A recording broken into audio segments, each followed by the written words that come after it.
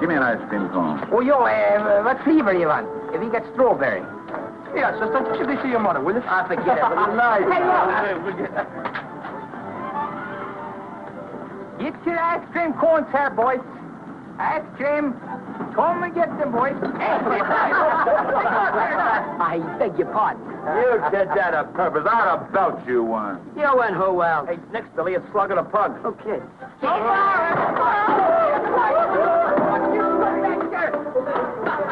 Come on. Hurry.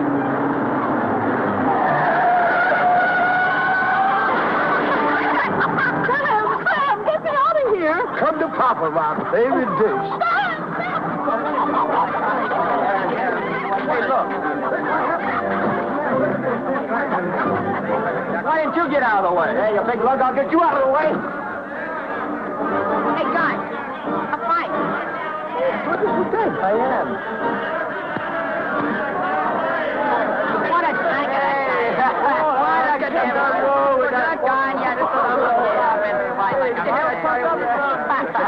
A little roughneck.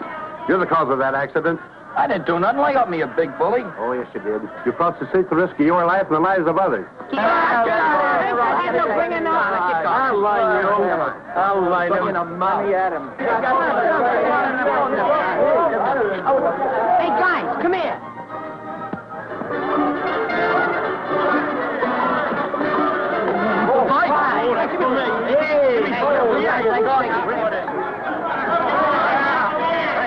Break it up, Wild. Jump the both of you. Now, come on, get these wrecks out of here. Come on, get going. Hey, be out of town.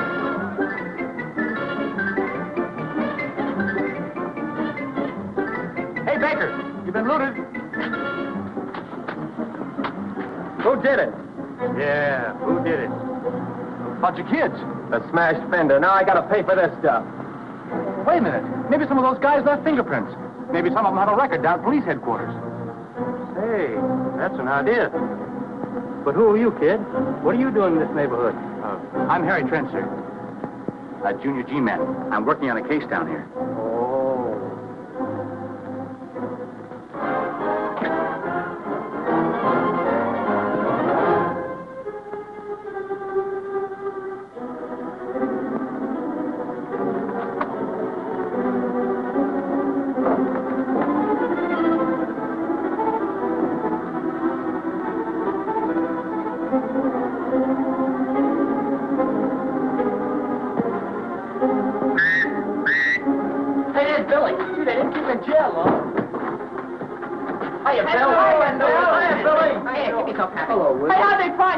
You know that probation officer got me on a vagrancy charge? Pick me up in the street. What'd you tell him? I didn't tell that flatfoot nothing. Attaboy, Bill. Now, look, guys, we got a job to do, see? We gotta wipe out that Harry Trent mob. That's the stuff. We'll show those troops that keep out of our business. No, y'all drop that, will you? Ain't these dukes good enough to wipe those mugs out with? Hey, What? you know where to hang out? Yeah, look, Trent's old man's got a lot of dough set. So they fixed up a clubhouse on the estate where Harry Trent and his friends can play cops and robbers. Come on, let's go. Come on. Let's go. Hit the road. You're doing, boy.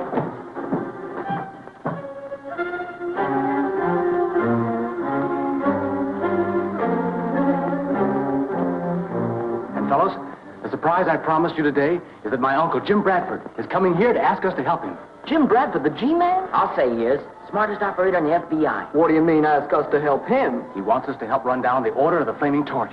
Flaming Torch, what's that? Oh, I know. Yeah, it's the arson gang. You know, Firebug. No, nothing like that.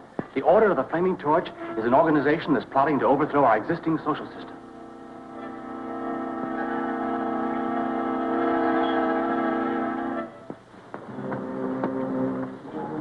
I don't know what our part of the job will be, but it'll be plenty important. But that's a job for real G-men. We are real G-men. We're not just kids playing cops and robbers. And if we lose sight of that fact, we're just wasting our time. There's Uncle Jim now.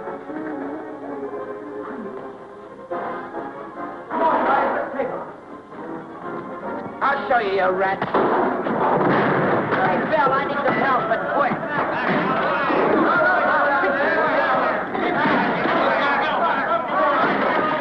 Stick your finger in the eye.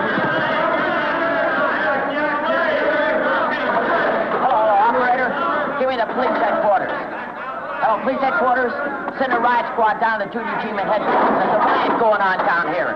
Yeah. Oh, my arm! Hey, look, it's fire. Bloody fire, huh?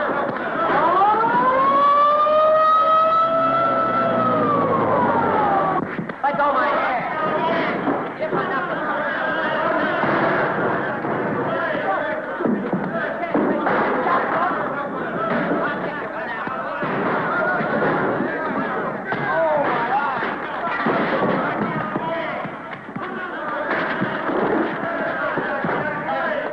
Hey, how about those cops?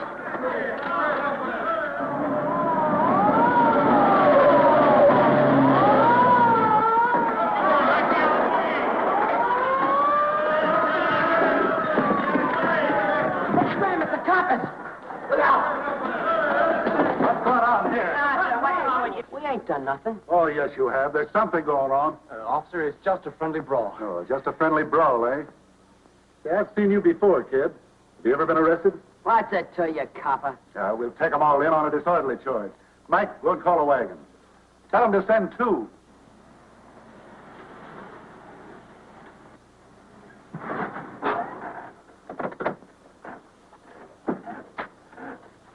Crow car. Hey, wonder what's up. All right, so this is Billy Lang. You've nothing on him now. I've heard all of that. You can tell it to the magistrate. Wait a minute, officer. Hold that call. Oh, hello, Mr. Bradford. Are you interested in this case? Sure I am. This one's my nephew. What are you charging them with? Why, we got a radio call to come over here and quell a riot. And this kid was arrested yesterday. But that's nothing to do with this, officer. We were just having a Suppose you release them in my custody, Kearney. Your riot seems to be quelled. Okay, Mr. Bradford. I guess they're safe in a couple of G-men's hands.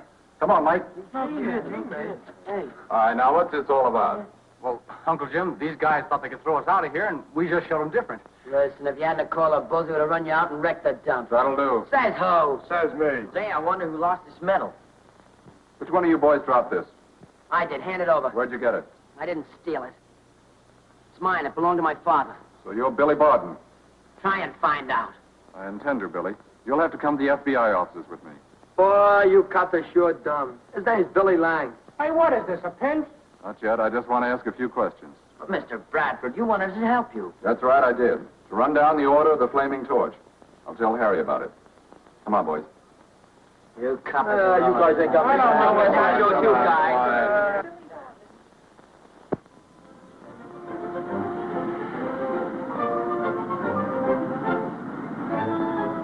All right. I suggest you send him over here to the FBI office. Hello, Kate. Hello, Harry. Anything for me? Nothing, Mr. Bradford. Bring me the file on the Colonel Barton case. Hello, gorgeous. How's tricks? Hand it, dope. But she's beautiful. All right, boys, in here. Kate, I don't want to be disturbed. All right. Hey, can you make a play for a girl? You what, Casanova? Hey, what is this, a gag?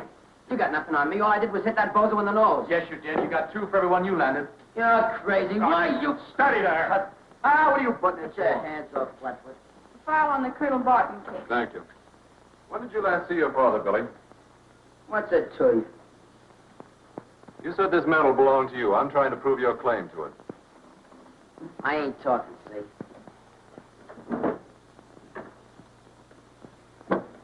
All right, copper. I ain't seen him in 5 years. He left me at the Fardale Military Academy on account of the government sent him on some kind of a special mission. Fardale, eh? That medal was in a briefcase he left me. It's mine, see? You ran away from school when you were 12 years old, is that right? What are you asking me for? You seem to know all the dope. You better answer if you want the medal. I didn't like the dump, see, so I up and leaves and goes to California, looking for my father. On the way out, some guy robbed my wallet, and I was left broke. Your father tried to find you, Billy. He hired private detectives to hunt for you. Yeah. Cops are always looking for me.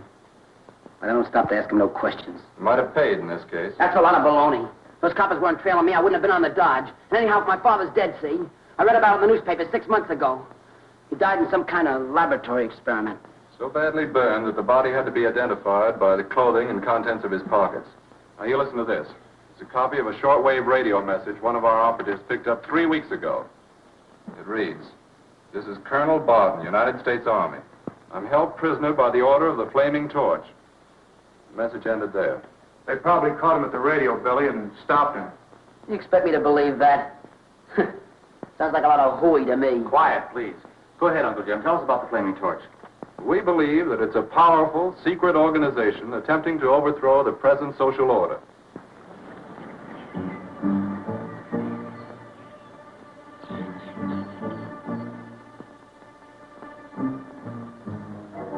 You're here to report on Admiral Harvey? Yes, sir. The Admiral has been taken prisoner, and he will be brought here tonight. There will be no investigation. He will be reported drowned in the accidental sinking of a Navy launch. Very good, Aiken. We'll try to persuade the Admiral to join our organization. In any event, he'll be a serious loss to the present government. Yes, quite right. You've made arrangements for the disappearance of John Milburn? Yes, sir. The president of the Stock Exchange will leave his office at 5 o'clock tomorrow evening. He will not arrive at his home. Good. Be sure there are no clues that point to us. Milburn's disappearance will create a panic on the Stock Exchange. Captain Severance outside. Tell him to come in.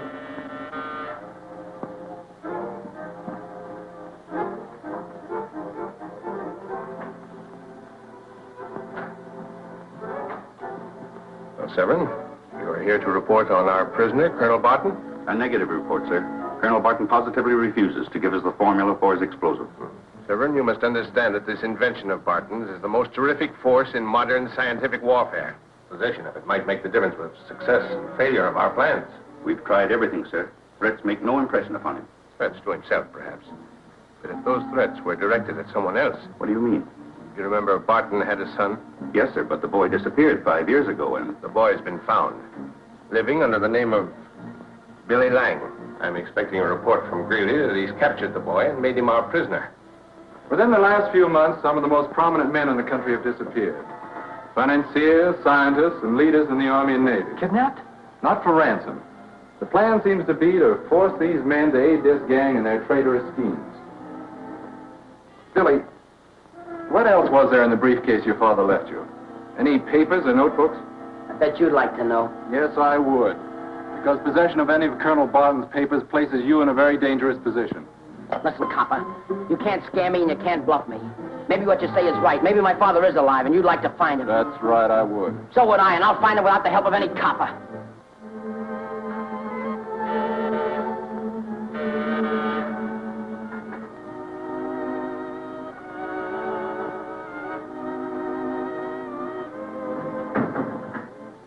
Colonel Barton, we're going to give you one last opportunity to disclose the secret formula of your explosive.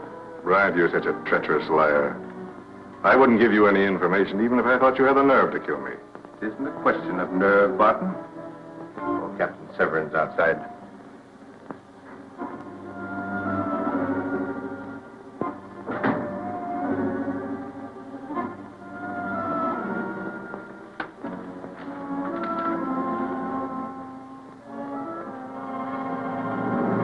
Going to give me the information I want, but you're going to become a useful member of a government I'm setting up. Insane egotism. By the way, Barton, you have a son, haven't you? What do you know about my son? More than you do.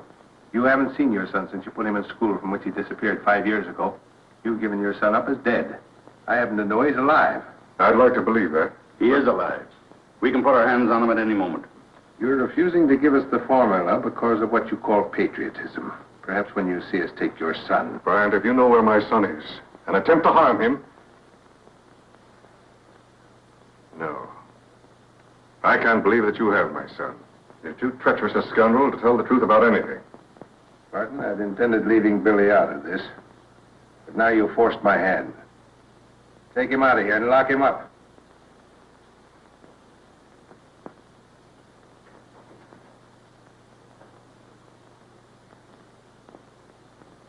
Humor Barton for the time being. Persuade him to give you a minor demonstration of the power of his explosive. And as soon as we get his son in our hands, there must be a report on the boy now.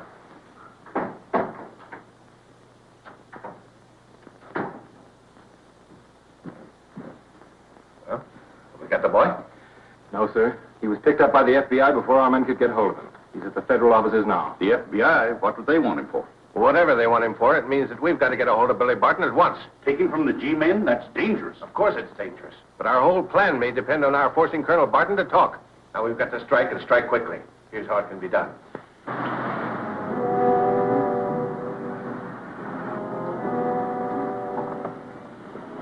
You men understand what you've got to do. Yes, sir. Everything we need is in the janitor's quarters. Did you check the elevator service? There's only the night elevator running at this hour with one operator. I'll attend to him. You men take the stairs. Come on, you guys, let's get going. Sit down, tough guy. All right, we'll listen. But if you spiels about that torch gang, put me on the spot. Save it. I can take care of myself. Good evening, sir. What floor? Top floor. I'm sorry, sir, but... Get going and don't try any funny work. The contents of your father's briefcase may help us run down these conspirators. That's a lot of baloney. I told you my father's dead. Just because some dope picks up a radio message don't mean a thing. I don't believe it, and I don't believe there's any such thing as a torch gang. Wait a minute. We've got further evidence. Several days ago, some of our operatives stopped an attempted sabotage at one of the government flying fields. One of the raiders was killed. So what? A mark of the flaming torch, like this, was found tattooed on the dead man's wrist. Ah, that's nothing. I got a torch singer tattooed on my leg. Shut up! Now, here's where you boys can help us. Keep your eyes open. If you see a man with a mark on him like this, no matter who he is, keep him in sight and call this office. Uncle Jim, I'll let my boys find him. Good. What about you, Billy? Me and my gang played detectives with a bunch of softies. Get out of here. I think the whole thing's a frame-up. I don't care what you think. I've got to have a look at that briefcase. Try and get it. I intend to. Maybe a night in the lockup will make you change your mind. That's what you think. Hey, cut it out. Don't you boys start anything you can't finish. Don't worry, copper, we won't. Come on, boys, come on. Oh, why, we're going to go. Don't worry.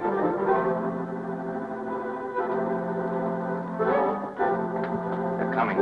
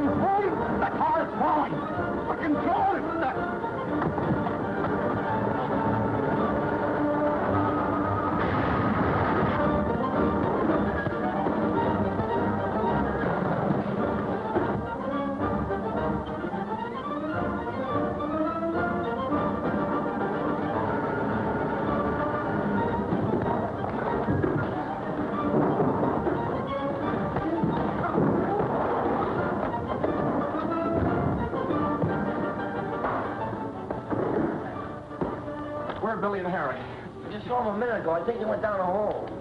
Harry! Oh. Billy! Good work, Harry. Let's get back to the office.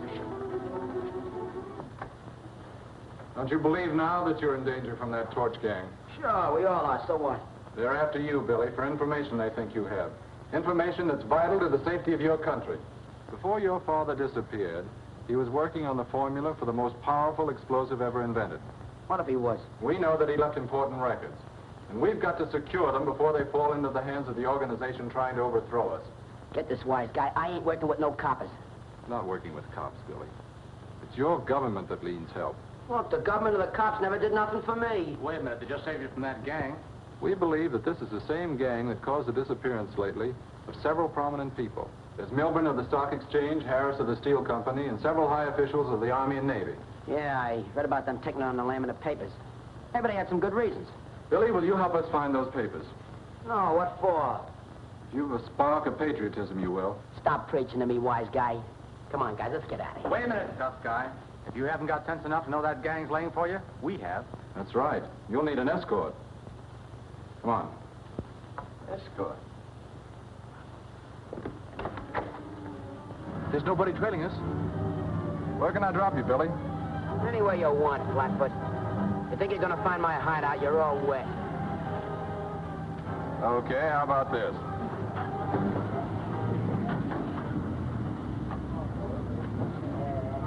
Well, good night, Jake. We'll see you. Take it easy, man.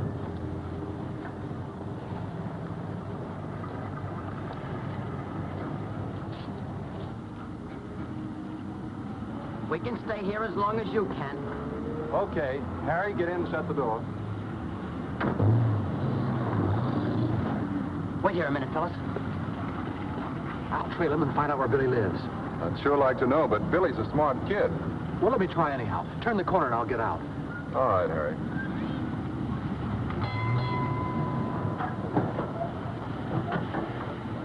Harry? You want me to stand by? No thanks, Uncle Jim. I'll report back at the office. Okay.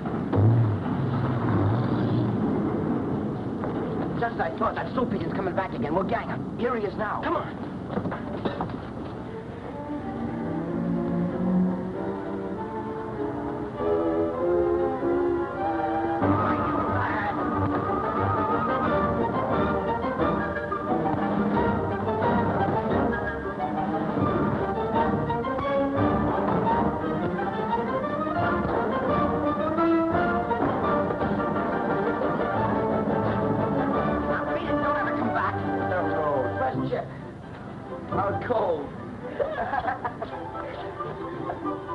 Breakfast is ready. Your milk's boiling over. Come on. Where is your mother? Down your feet and get it drawn. Come on. Every black.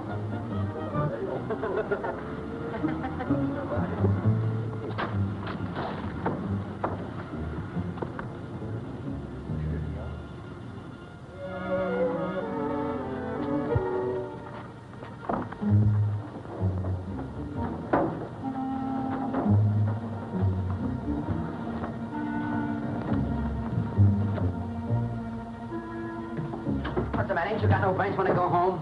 What do you think this is, a flop house? I wanted to see what happened to you. Don't worry, nothing's gonna happen to me. I'll take care of myself. Hey, where'd you get a load of this? Hey, what'd the G-men do to you? Forget the G-man. We got something more important to think about. There's a gang out after us. On a level, they got his old man already. It's our fight. The cops are out. Jip Terry and me know these mugs. We're gonna keep an eye open for them. Boy, when we get them, it's just gonna be too bad. Hey!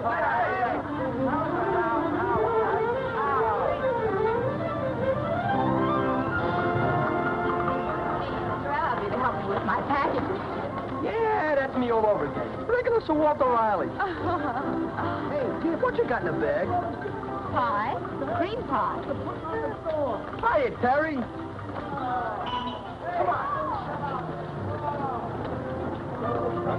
Barton kid wasn't back there with that gang.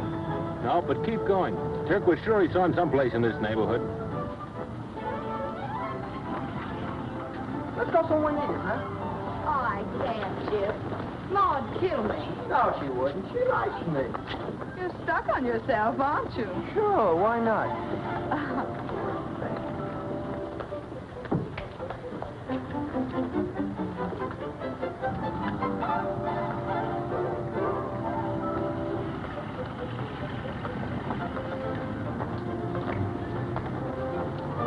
What's the matter? Hold this a minute. Now, about that car. Yeah, change your mind. Yes, Sir Walter. I changed my mind. You are so Walter Raleigh. You are so Walter Riley. Man, it's just that you can hit me. Hey, you have a...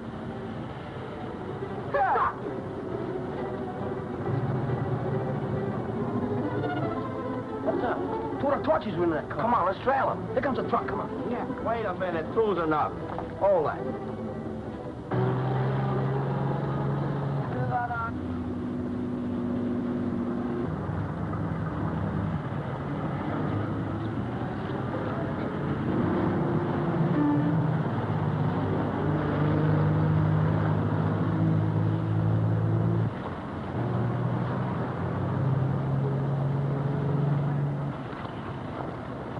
Hey, they want in a cafe. Ah, those guys will get away before we can tell Billy. No, they won't. Cover me. I'm going to work on that car.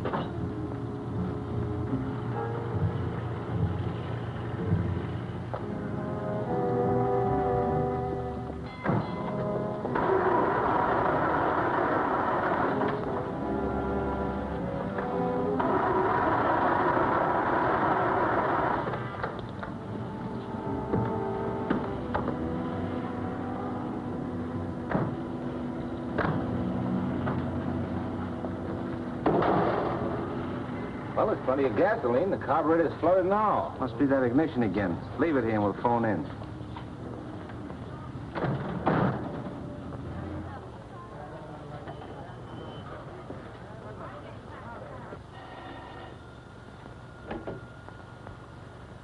BR speaking. Yes, Frank. Car out of order. Well, that's a lot of help, and it's most important to locate that Barton boy. Go to number 8 and arrange for transportation there. Right.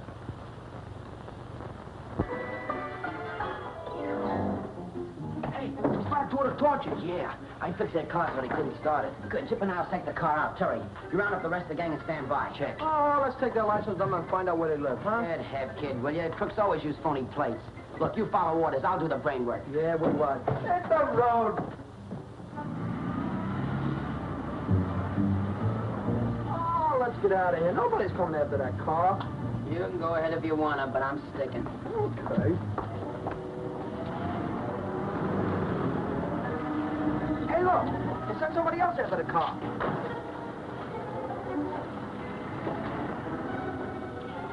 Hey, somebody's cut that ignition cable away. Yeah. There's another one in the truck. That don't look like no repair truck to me. Come on, let's give it the once-over. Yeah, let's have a look.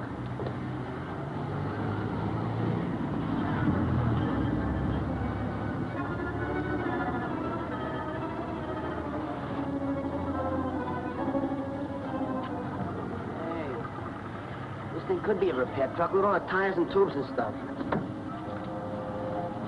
Ooh, get all those batteries. If we had one of them, we could have some light in the shack. Where now? Let's cop it.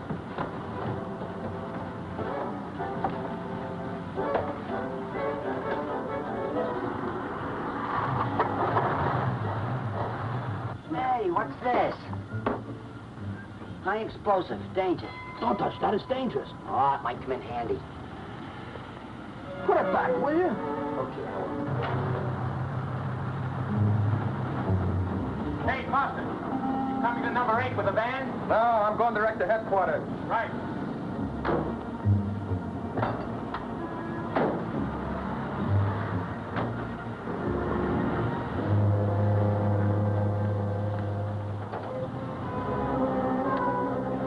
Do I think we're locked?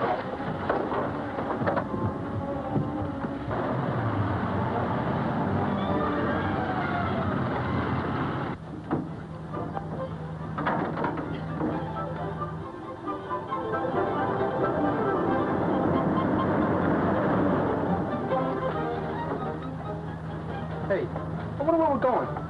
I don't know. Don't ask dumb questions, will you?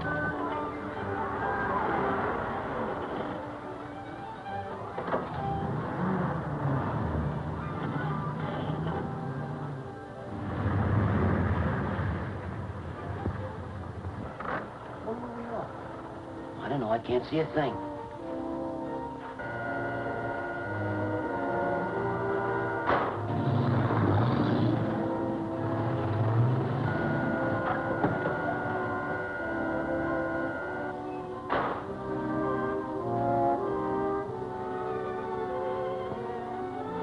Here they come, Doc.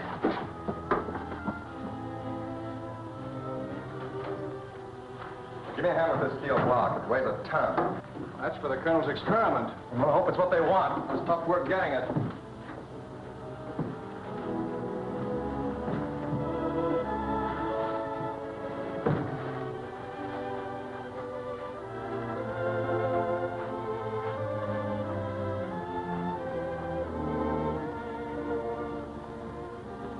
We're ready for the test of Colonel Barton's explosive as soon as the steel block arrives. You don't suppose Colonel Barton's willingness to demonstrate has anything to do with a plan of escape? I'm taking every precaution as to that, sir. Very well. Observe it closely and make a full report. Yes, sir. Hey, how are we gonna get out of here? The doors are locked. Wait.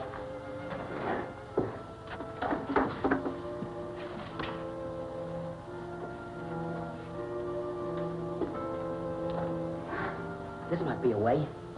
We'll blow the doors open. No, put that away, will you? All right, I won't use it. Wait a minute. The skylight's our only way out. Yeah? Look, it's half open. How are we gonna get up there? Jump? No. There's a rope. Come on. You realize, Colonel Barton, that if this demonstration you are offering to make is part of a plan you have to escape, it may prove very costly to you.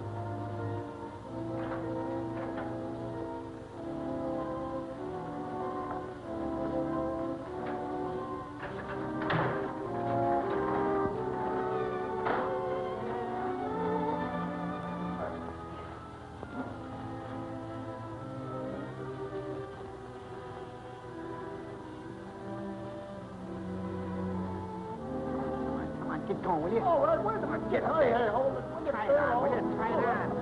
What's the matter with you? Try it on and get it over with. Hurry up. Come on. Come on. They'll be back any minute. Get going.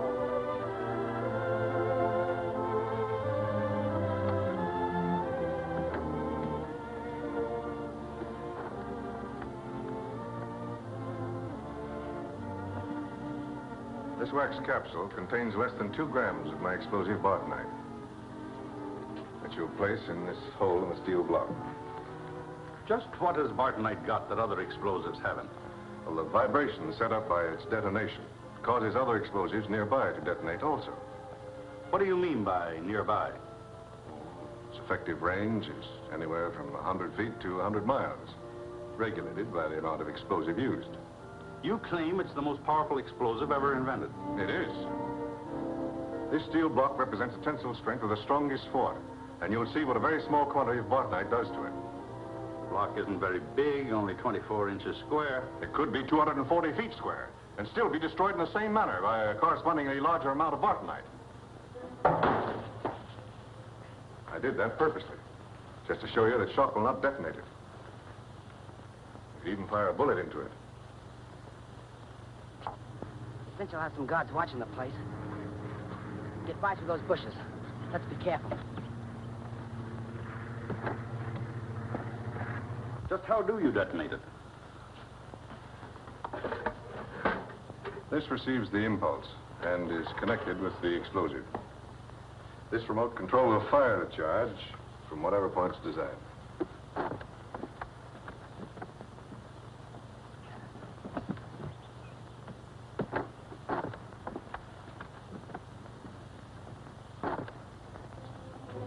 You're sure it's safe for me to connect the receiver to the explosive? Oh, perfectly. So long as the sending set, which I'll control from here, is not plugged in and turned on.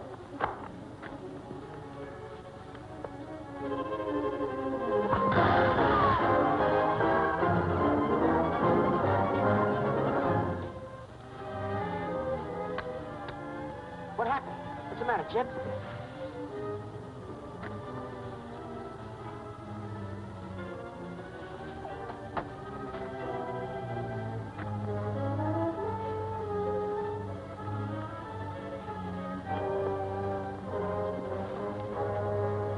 We better put the steel block in the old vault house.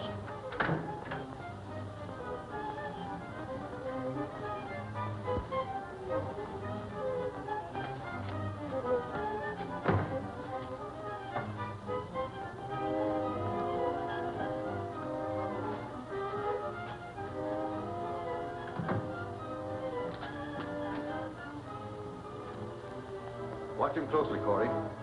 Pull that plug, and don't let him connect it again until Kirk brings the order. I'll watch him. I trust I'm not interfering with any plan you might have had to blow us up. Not at all.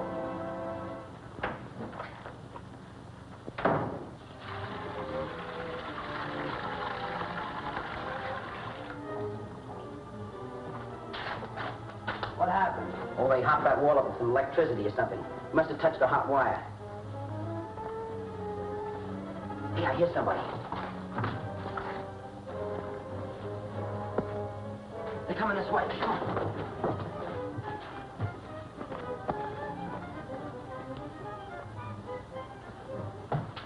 Put it down there.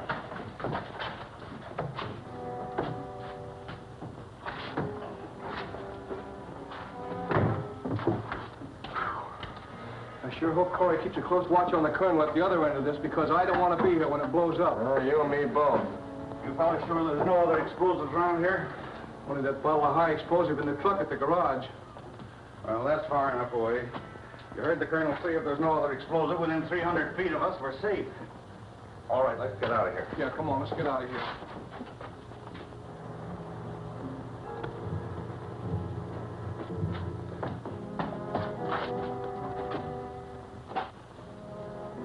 Tell Corey okay. Let's get over by that shrubbery just in case Barton's pulled a fast one.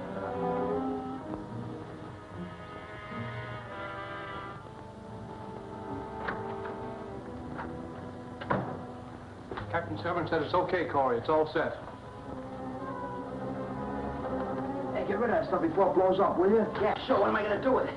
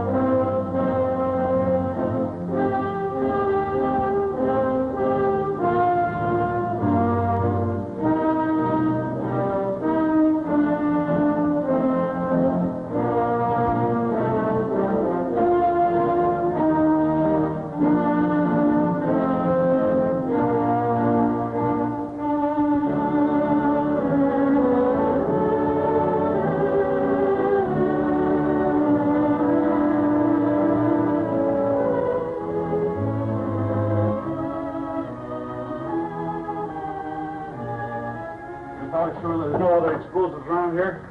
Only that bottle of high explosive in the truck at the garage. Well, that's far enough away. You heard the colonel say if there's no other explosive within 300 feet of us, we're safe. All right, let's get out of here. Yeah, come on, let's get out of here.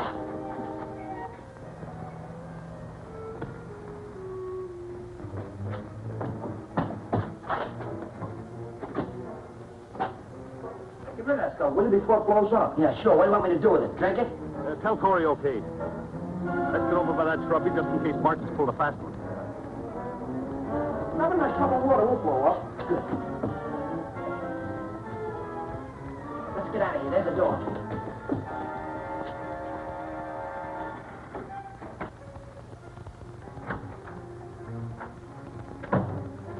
Captain Severn said it's okay, Corey. It's all set. What are we going to do?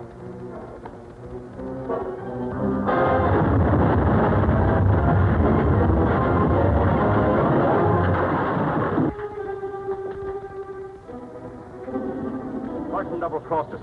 He gave me his word the explosion would crack the steel block, but wouldn't wreck the building.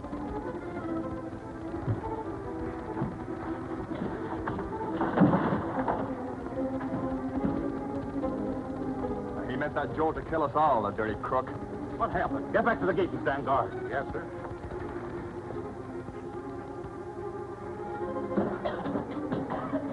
Come on. How about it, don't? We gotta get out of here. Point it to your left. Hey, wait a minute. You think I'm taking a chance of getting killed going over to electrify one? You're crazy. We gotta stay undercover, get to the gate, and sneak through if we get a chance. Come on. You're quite mistaken, gentlemen. Some of your own people must have blundered. Not I or my invention. So that was your plan, Colonel Barton. You meant your harmless little demonstration to kill us all. You're mistaken, sir. I was just as anxious for the experiment to be a success as you were. But I warned you repeatedly not to have any explosive matter within 300 feet. There was no other explosive.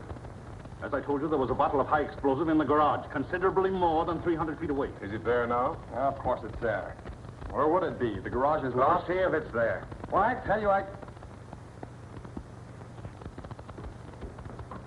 If this was a trick of yours, Barton, you'll pay the extreme penalty. It's no trick of mine. It's a stupid blunder of one of your own followers. On a par with your whole stupid scheme. Don't try my patience too far.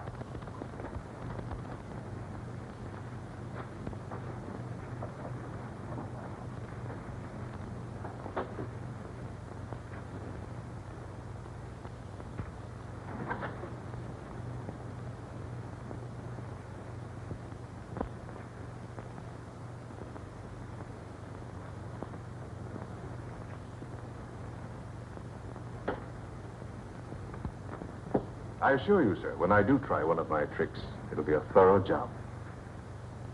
However, I'm quite willing to repeat the experiment under any conditions you may consider safe. The high explosive's gone, and the garage door was locked. Evidently, you have a traitor in your own outfit. Silence!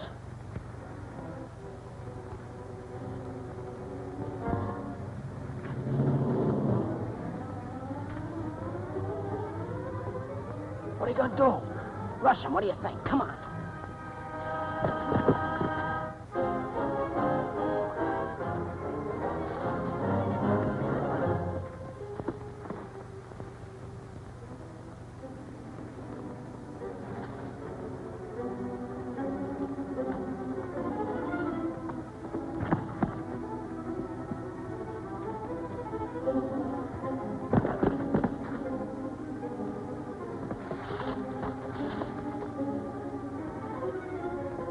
Hey, he's coming this way.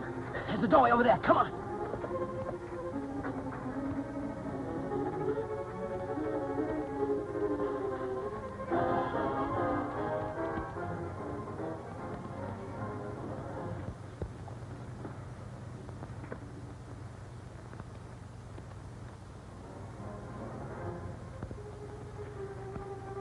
Behind the tires, quick.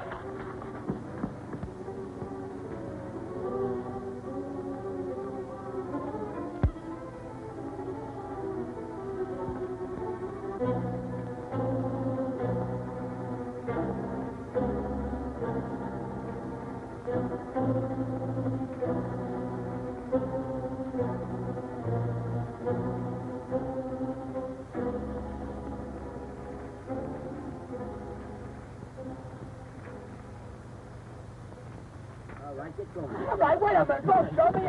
Let's get out of here. What are we going to do?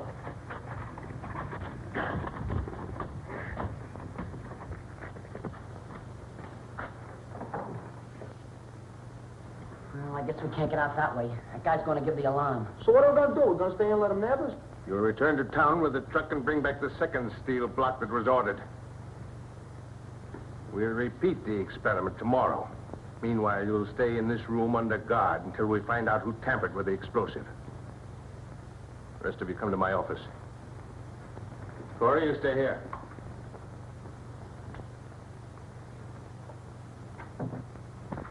Hey, he's coming back. In the truck, quick.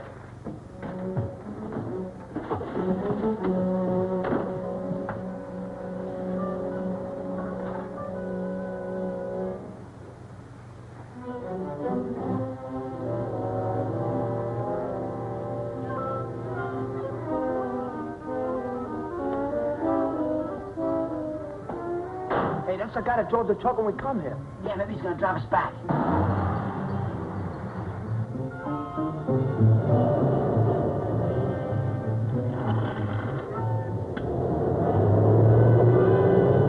No, sir, I haven't been in the garage today, and I don't touch anything around here without orders. But someone in this organization is responsible. With our electrified walls, this place is invulnerable. Brand speaking.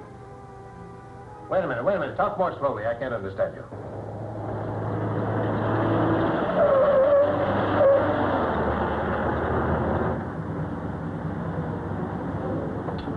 Well, I hope he's heading back home. Yeah?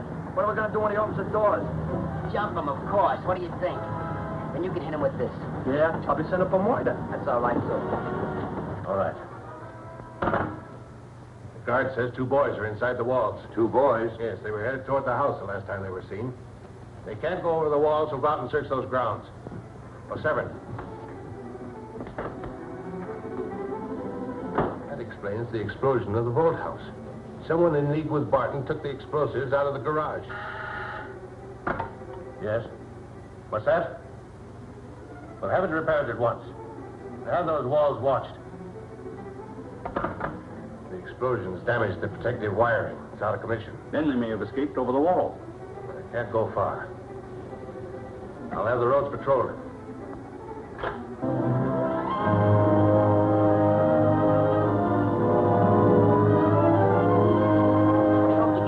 Remember, Midge, I told you that we intercepted a message, in fact, a call for help from Colonel Barton? Yes, Mr. Bradford. You think the colonel is held prisoner by the order of the Flaming Torch? We don't think. We know. Harry feels that he can pick up another message. What's this? Hello, boys. Come on in.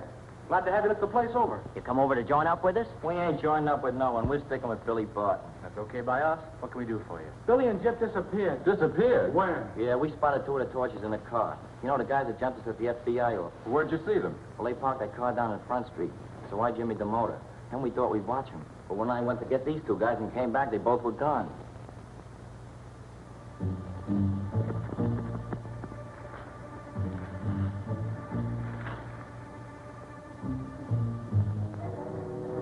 Those boys were inside the walls when the explosion damaged that electrified wiring. How'd they get in? A panel truck. It's the only thing that's come through the gates today. If they stowed away in it while Foster was... That's it. They were taken right into the garage. And that would account for their getting hold of the explosive, too. I'll get Foster. Foster's gone back to town with the truck. Well, then get him by shortwave. Those boys might escape the same way. They may be inside the truck.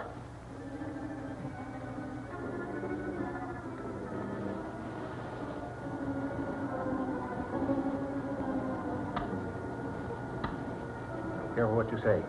He mustn't open that truck. Just tell him to come back here. And so we thought maybe you guys would help us out. They probably followed the car. No, they wouldn't do that, because Billy said one of the guys would be there to meet us. Headquarters calling Foster. Attention, Foster. Hey, Harry, you have the police calls. Nothing's whistling.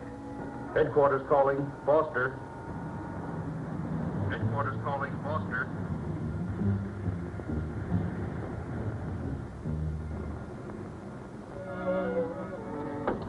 Foster reporting to headquarters. Come on in, Foster. I'm on Ballard Pike, about 8 miles from the city. Hey, what's the idea of turning back? You have dangerous cargo. Come back at once. That means us. Dangerous cargo. How them guys know we was here? G-Man told us the torch gang were plenty sharp.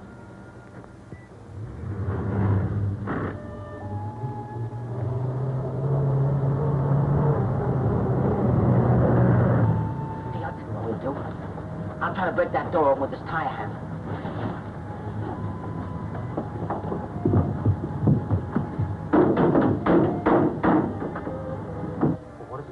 Jim? That's probably the torch gang. Keep on that wavelength. We're not sure. The boy's in the truck. You better send out a general call to any of our cars that are on the road. You have a description of the boys.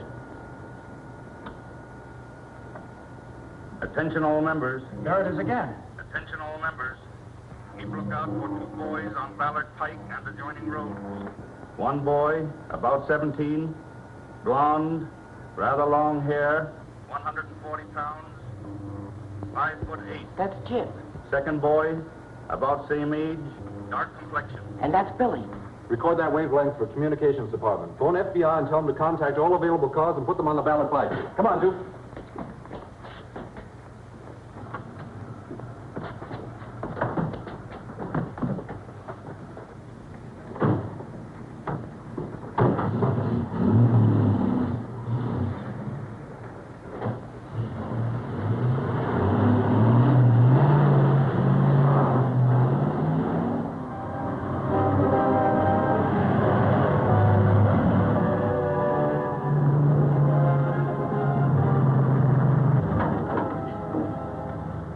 Make it. Don't make a project out of it, will you?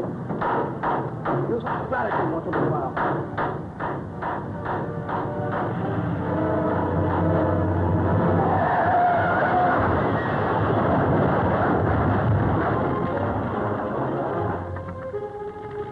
Come on.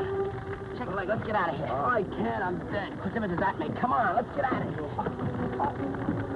What happened? That truck. It must have hit this one. It's on fire. Come on.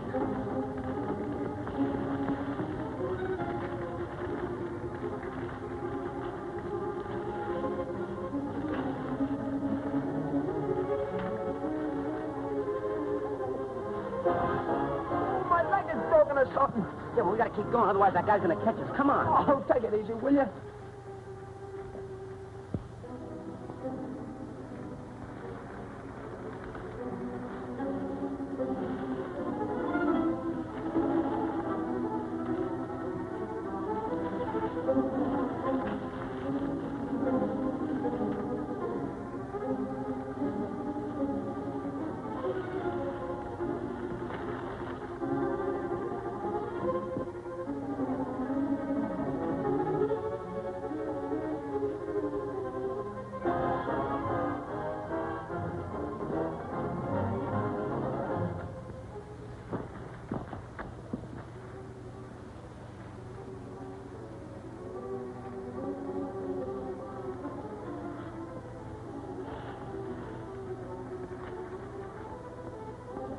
He's going away.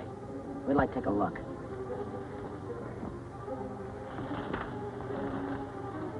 We better wait here till he gets farther away. Yeah? We better get somewhere and call the cops. What for? We couldn't tell nothing if we did. Secondly, we don't even know where those crooks' hideout is.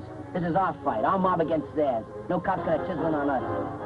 Come on, let's get out that way and thumb a ride home. Go I on. can't even walk. Ow, you broke my leg.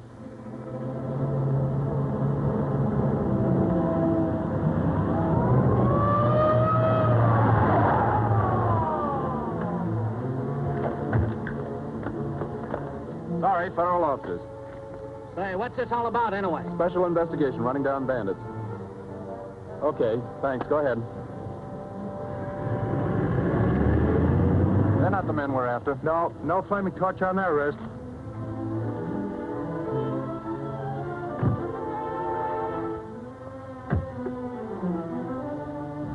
Oh, I can't walk no further. Somebody's gonna pick us up anyway. They think we're a bunch of hobos. Here comes another car. Keep limping.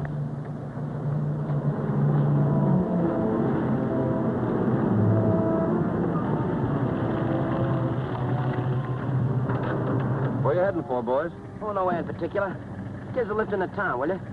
You look as though you'd been in a fight. Yeah, a couple of guys. Quiet, dope. A truck we was riding got run into. Okay, hop in. Thanks.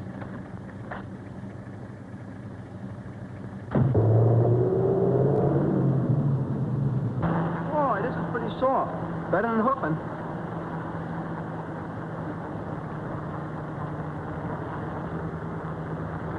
Hey, the flaming torch.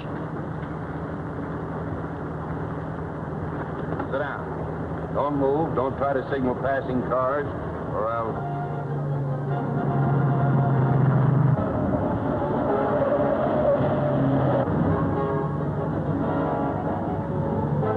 Hey, that fella's coming fast. He's got 2 kids in the car. Flag him down.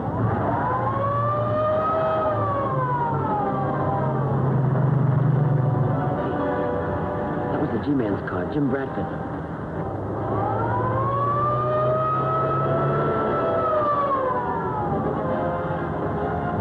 Keep your heads down.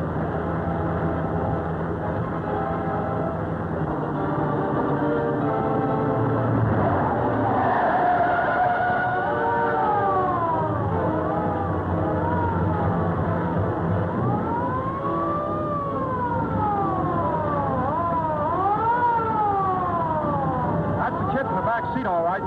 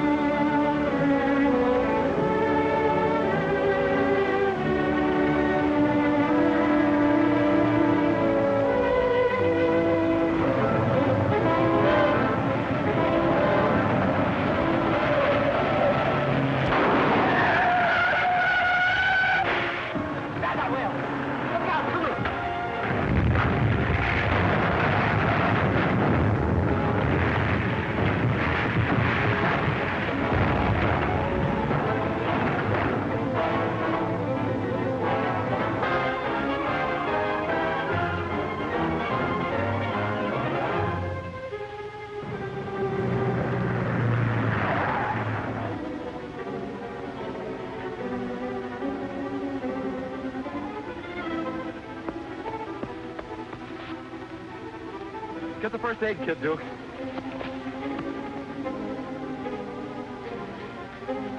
Billy. Billy.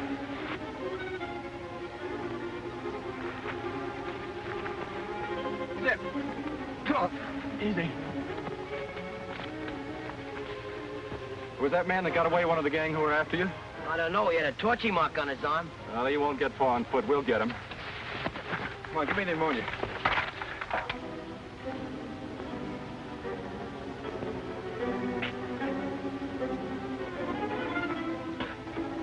Hey, what is that stuff? Ammonia. Boy, that stuff's really got a kick. Give me some more, will you? You've had enough. Now tell me, how'd that gang happen to catch you? It didn't happen till we walked right into them after we got away from their hideout. You were in their hideout? You know where it is? Yeah, we were in their hideout, all right, but we don't know where it is. Well, that doesn't exactly make sense. It does, too. We went in there in a closed truck that you couldn't see out of and left the same way. Take it or leave it. Hey, while we're here sitting here talking, that crook's getting away. That's only one of them. We could bag the whole lot if you tell me where that hideout is. Well, I'm sorry, we can't.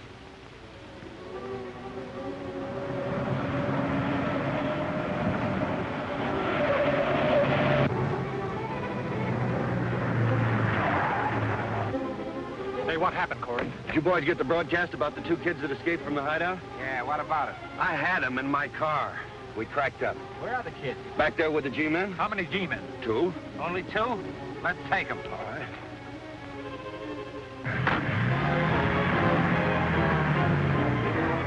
Well, would you recognize the place if you saw it again? We never saw the outside. I see. Well, let's take a look at that car. What for? All crooks use phony license plates. There's their car. Pull up.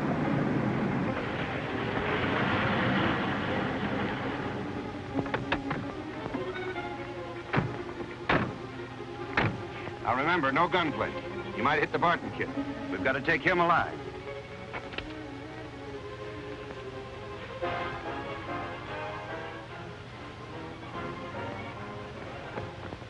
Hold it, fellas. Get out of sight.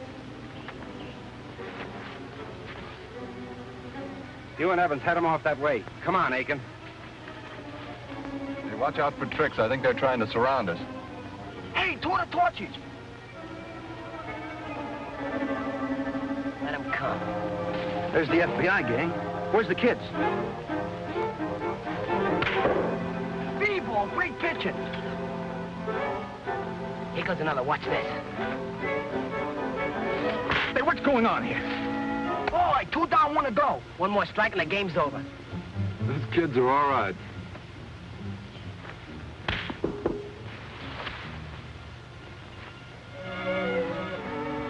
Never mind the G-men. Let's get that Barton kid.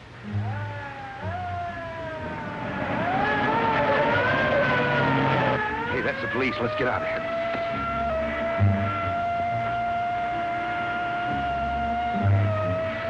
What hit you? Nothing, but it was awful close. Come on. Start the car and I'll watch them until we get away.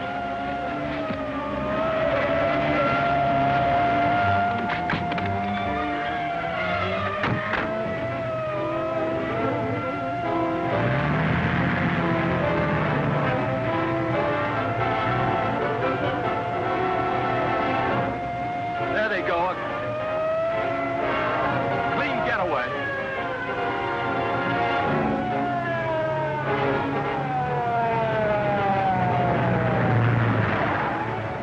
FBI. 4 men in a black sedan heading north, wanted on a federal charge. Go get them.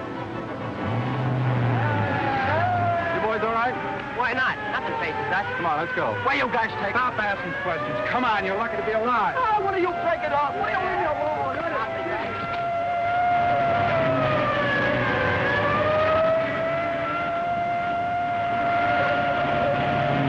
Cops inside? No, they won't be. There's nothing on the road can catch this bus.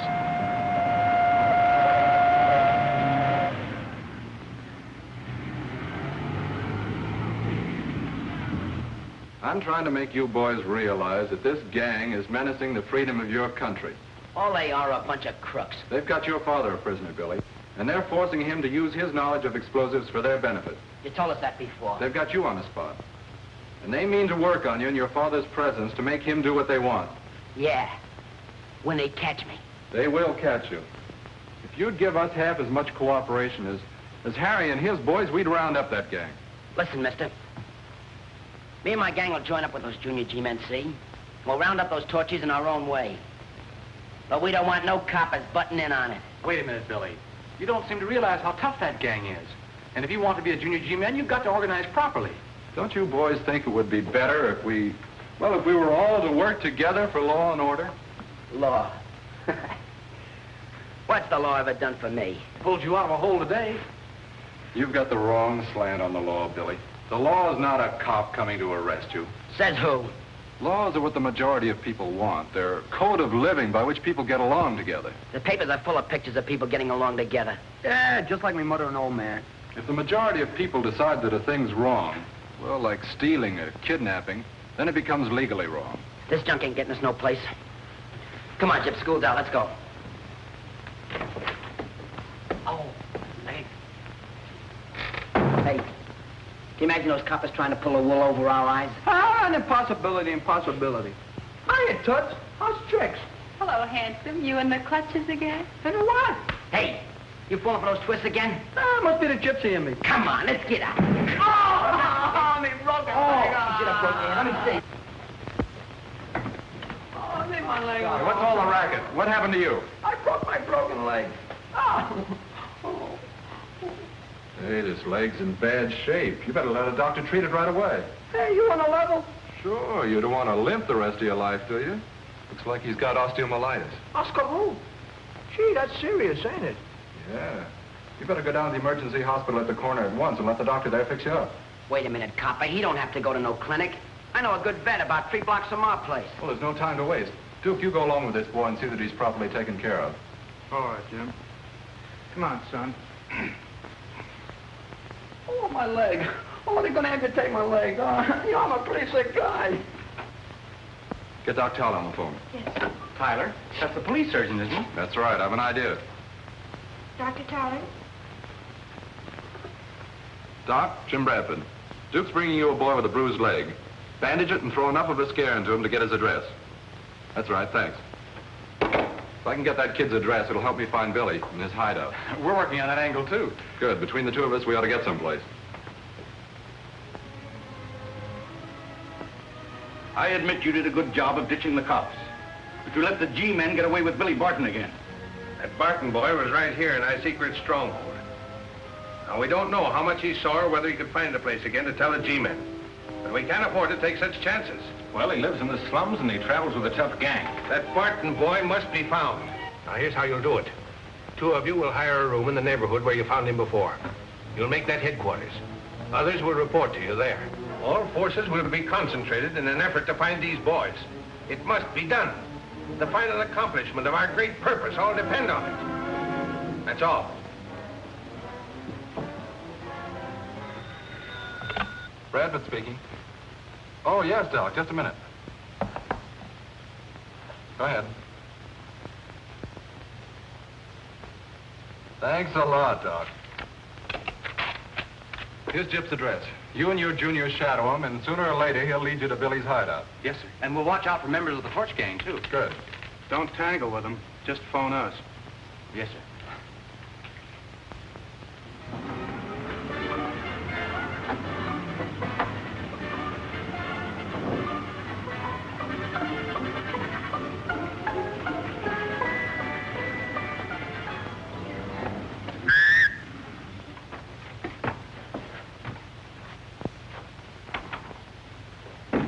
You think Gyp's hurt bad?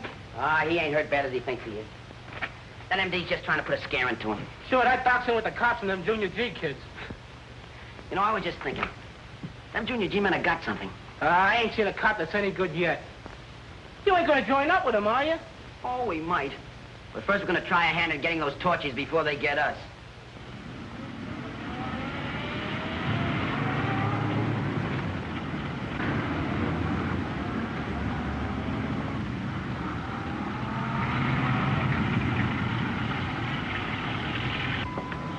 Fine-looking dump you picked. It's not so bad inside. We'll cruise around a while and report here. Okay. Yeah, the room's swell, sister. Now all we want is to be left alone. Don't worry. You will. Hey, girlie, can I get the suit cleaned right away? Sure, I'll send it out. Cost you 6 bits. I'll only pay 4 and all the spots out. Sold. Cheapskate. So is your old man.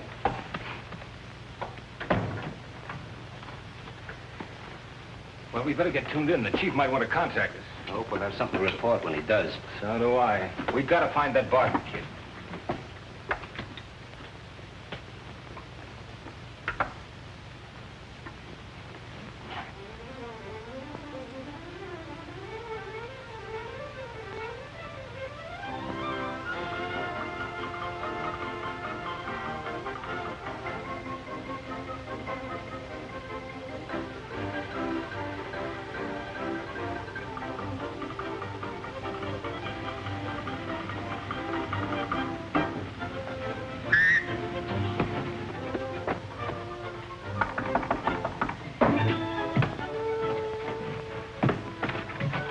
Torchy's hired a room in Kelsey's flat. They're there now. Get the gang. We'll beat those two gorillas to a pulp. Check. Tell Tip to quit stalling and come along. Boy, is this a break. If we can knock off those gorillas two at a time, they won't bother us anymore. Come on, let's go.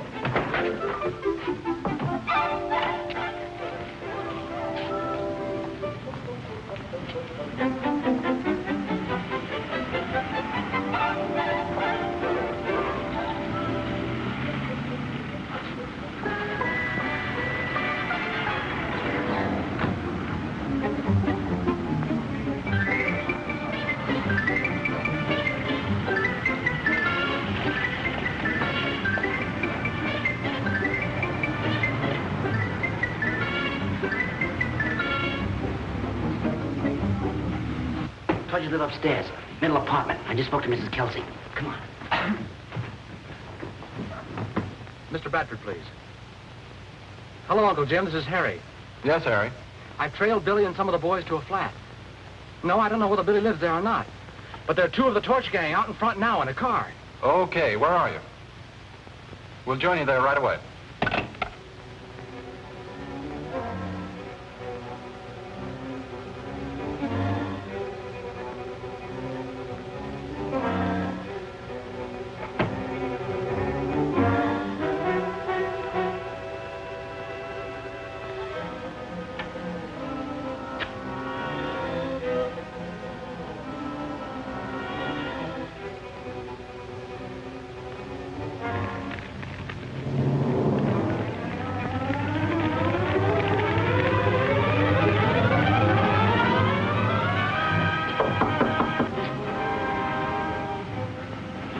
Thing with the suit.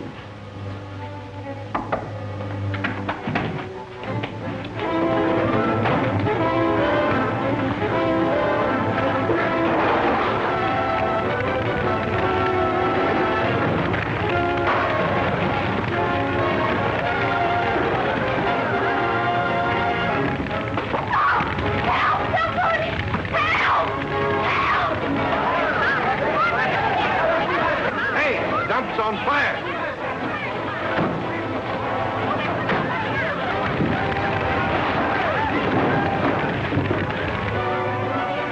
General alarm, 14th District. 562 code 10th District, emergency. Fire follow-up, 14th District, that is all.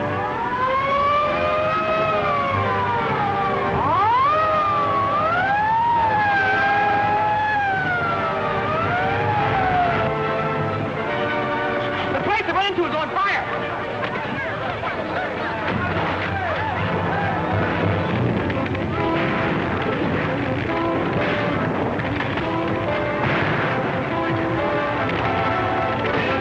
Quick! You'll be burned alive!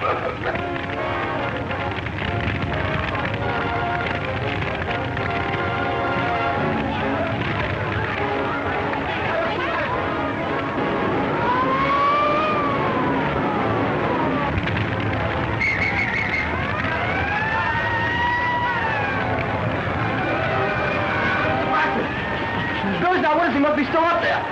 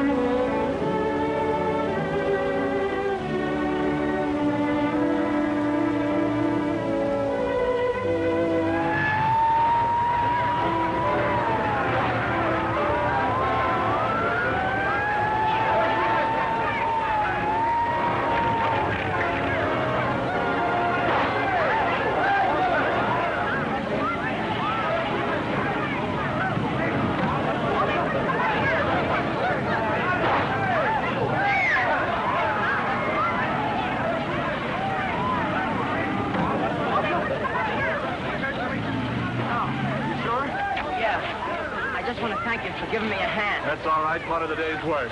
Glad to have you notify us if you learn anything more about that torch outfit. Oh, that's all right. Just part of the day's work.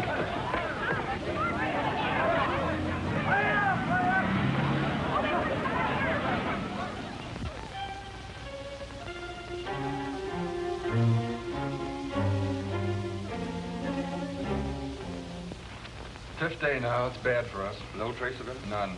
Do you think it could be... Flaming torch?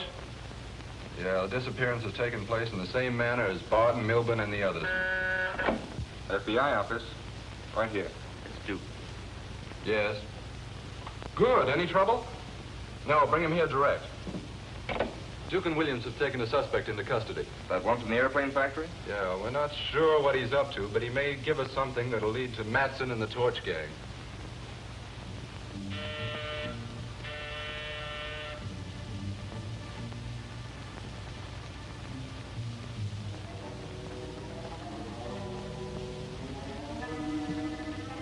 I've just had another chat with Mr. Matson. And? Still stubborn, won't give us a thing. Oh. Another temperamental inventor. Like Colonel Barton, eh? But easier to handle. Our methods of persuasion should prove very effective with him. Good. Evans here to report, sir. Oh, bring him in.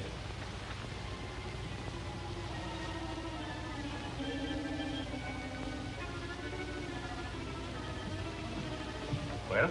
Plans for the Matson bomber are all complete in tracing form. All but one section, which we should get today. Good work, Evans. You're in line for promotion. My thanks to the men at number 8. That's all.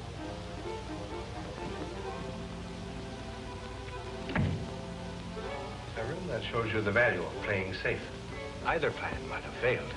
But now, with both Matson and his plans, we'll have a fleet of super-speed bombers by spring. And a dozen such bombers at 500 miles per hour, loaded with Colonel Barton's terrific explosives. It's a masterly plan, sir. By the way, Severin, you'd better order some more explosive. We used nearly all we had in mining number 8, which can be completely destroyed now in case of any emergency.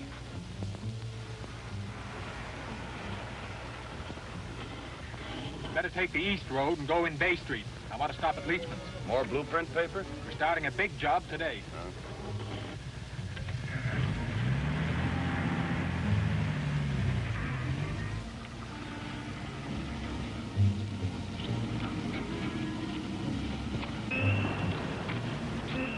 These old wet centers up to this neighborhood to spot them torches. Why, there ain't nothing doing in this part of town.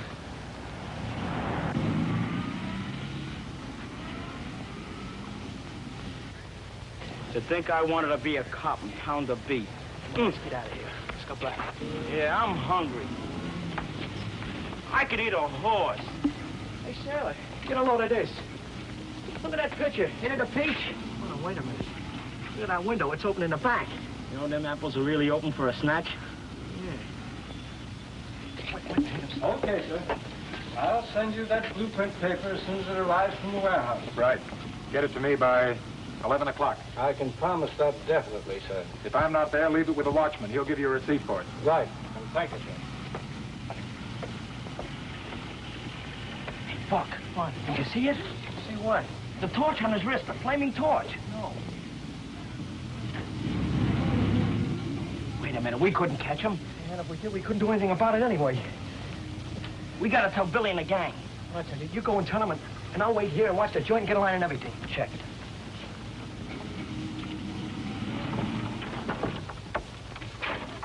Hey, John! Cops? No, torches. Torches? 2 of them. Where? Come on, I'll tell you on the way. I'm on. And there's an alley door where the delivery boy keeps his bike. And just up the alley is an empty garage. I see. Terry, you stay here and watch the front. Right. Shelley, you wait in the garage. Plug, you park yourself in the alley. Come on, let's go.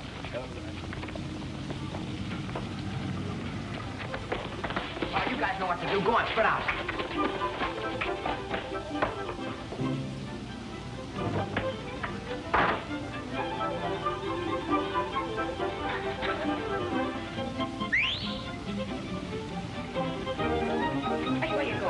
Why you can't do that? Hey, you two guys like chickens. Hey, you heard, kid? Hey, he's right. You gotta go to first aid. Come on.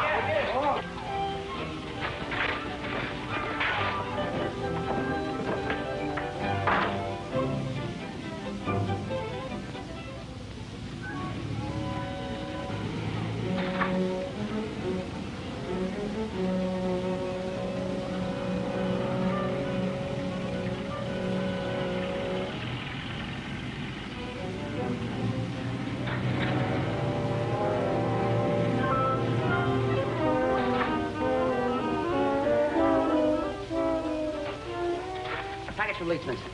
Here. Here. Right here.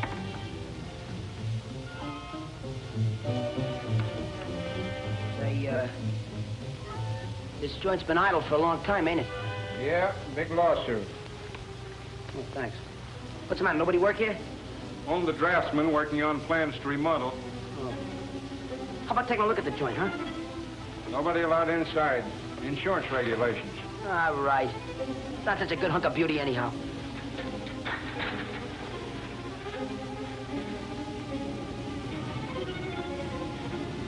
Hey, how'd you make out, Billy? Well, I'll tell you later. As soon as I change clothes with that kid. Here, check the bike. How's it going, Michael? Okay. This package just come for you a while ago. I don't like this delivery business. I had to sign a receipt book.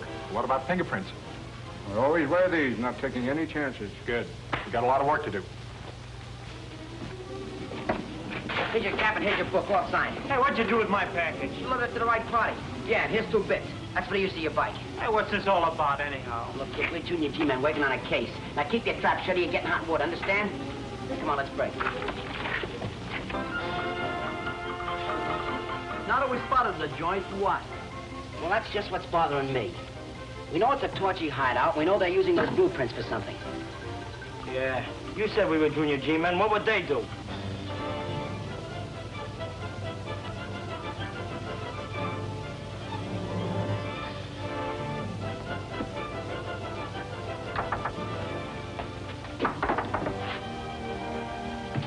Hello, fellas. How's everything?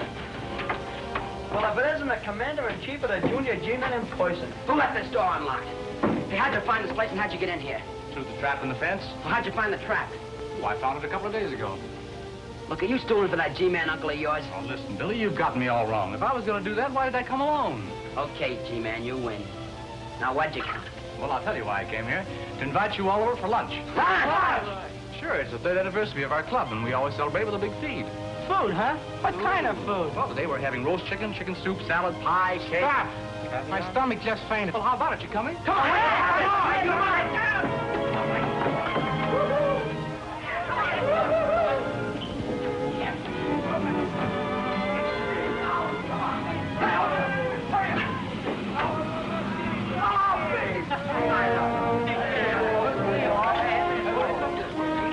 Hey, I know what gives a problem. Chicken I ever had. I thought you'd like it. I do.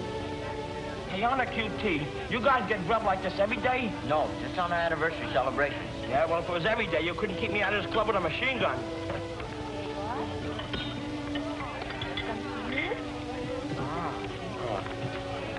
Hi, Tut.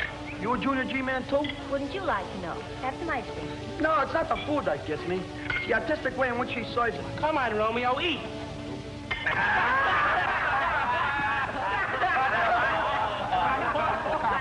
Everybody have enough to eat? Sure. I ain't, but I can't roll anymore. Well, let's go to the lab so Mary can be at the table. Bob, will you fellas help Mary straighten out? This is a dinner.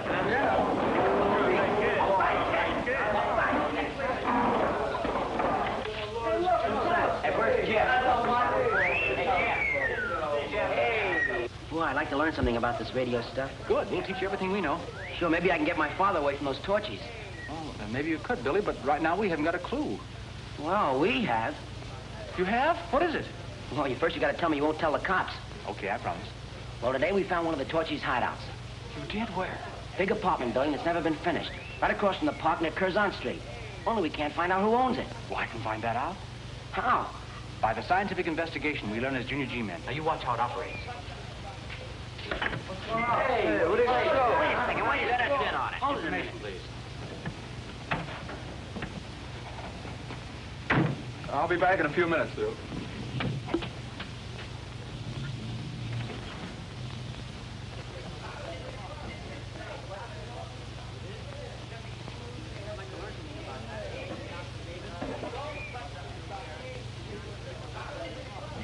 Yes, sir. The big unfinished apartment house right across from the park, near Curzon Street. Thank you very much, sir. He says it was sold over a year ago to a foreign syndicate. That's it, all right. I told you it was a torchy hideout. Hey, you're a pretty smart kid.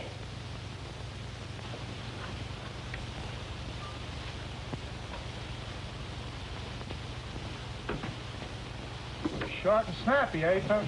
Yeah. I didn't go clear in. Overheard the kids talking. They picked up a hot trail, and I've got the exact location. Yeah? Yeah. Drive by the office. I want to do a bit of checking out.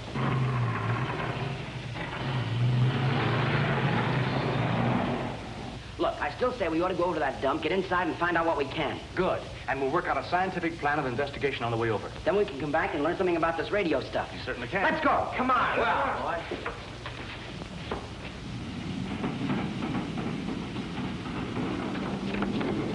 There's a place over there.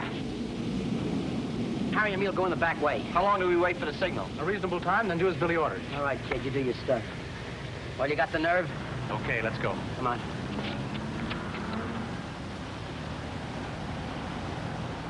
Come on.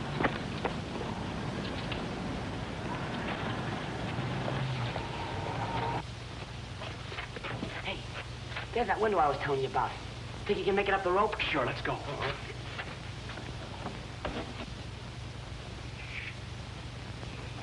Hey, where do you think you're going? We're exploring. I'm looking for buried treasures. You can't explore around here. Scram. Oh, why not? We're not doing nothing. One scram out of here before I throw you out. Listen, beautiful, don't get so busted before I punch you right in the nose. Why? Go on, get out. Gee, that guy's so beautiful. Yeah, like my chow.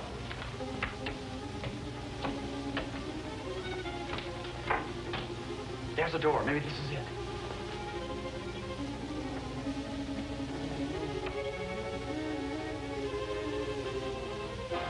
Anything happen around here while I was gone? Nah. Just some tough kids tried to crash the gate. But I run them out. Tough kids? There aren't any in the neighborhood. These were tough ones, all right. Well, if they show up again, let me know. I want to look them over. Okay.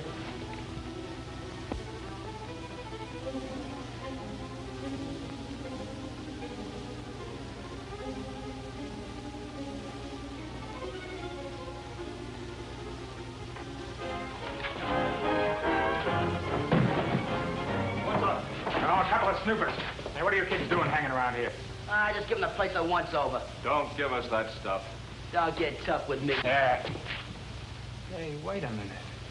That's the Barton kid. Get that rope and tie him up. Oh, no, you ain't. Come here.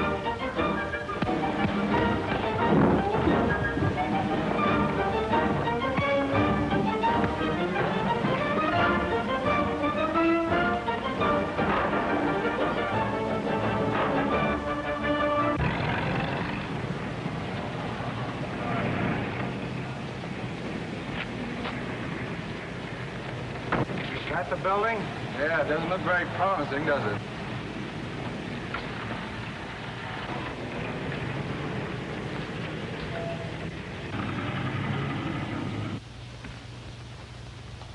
Howdy.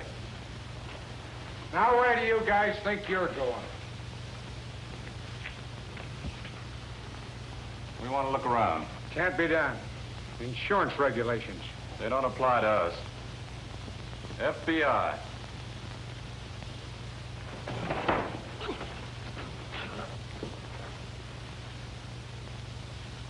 This is a spot, all right. What do we do with them? Tie him up and gag him. We'll take him in that room. Come on, you can't do that to me. I'll call for the closed band.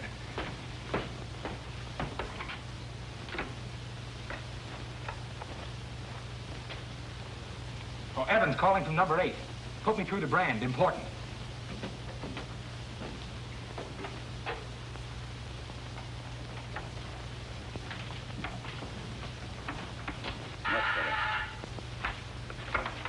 Hello. Yes, Evans, what is it? Say, Chief, great news.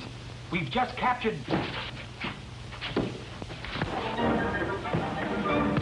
lay it to him. That's it. Something's happened at number 8. Look out, Uncle Jim, look out! Come on, stay in your feet. You'll get a draw, you phony.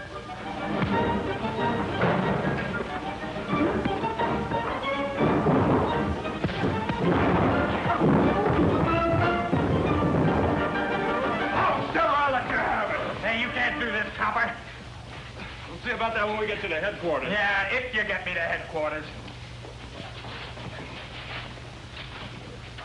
How'd you kids get into this? Oh, Billy found the place. We just came in to look around and... Should have notified me when you first spotted it. You know you're dealing with a treacherous gang. Yeah, well, we want to do some investigating first. You kids all right? Yeah. I'm okay. Blueprints for the Matson super speed bomber. Where'd you get these? The dime store. Where do you think? Okay. You want it the hard way, that's the way you'll get it. There's only one section here. Where's the rest of them? Well, all right. You got us. You might as well have everything. You're in a vault. Where is it? It's a concealed vault. You can't open it. It's got an electric clock on it. You can open it. Sure, I can open it. But not with this bracelet on my arm. Okay, open them up.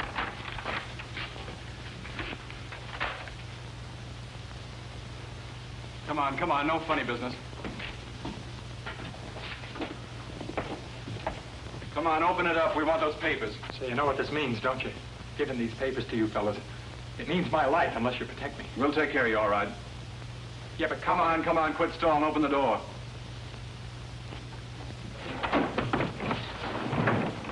Pretty slick.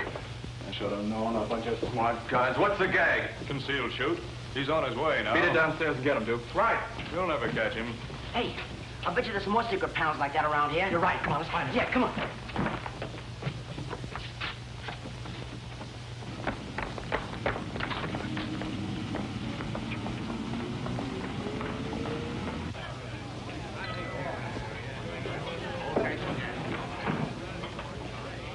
I can't even raise the watchman.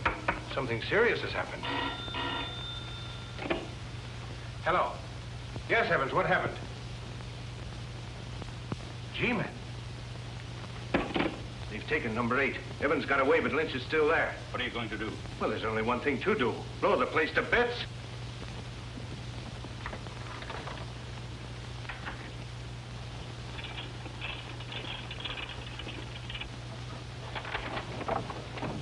Here it is. I'm telling you the truth. This place is loaded with high explosives. We've got to get out and get out quick. Uncle Jim, we found another secret panel. Look, tracings and blueprints. Good. Load them in that briefcase over there. Listen, you can't keep me here. It's murder. I tell you, we'll all be blown to bits. All right, 9.5. Right. I stand back.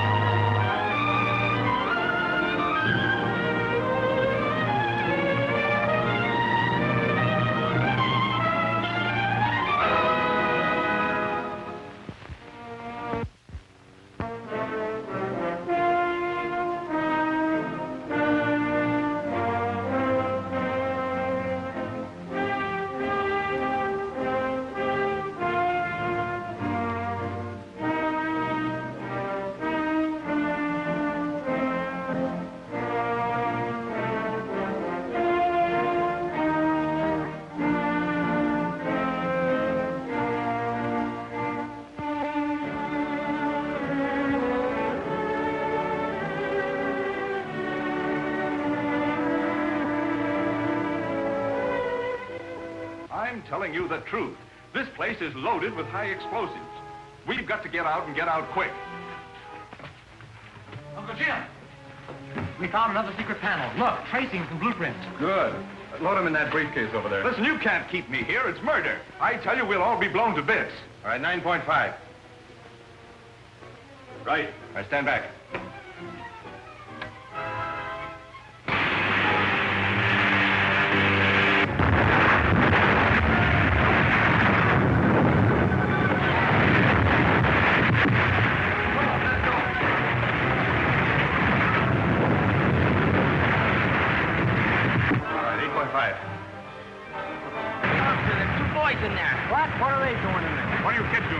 Get back.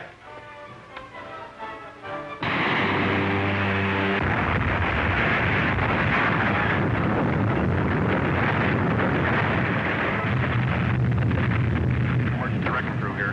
Hey, come on, do something. Come on, you guys.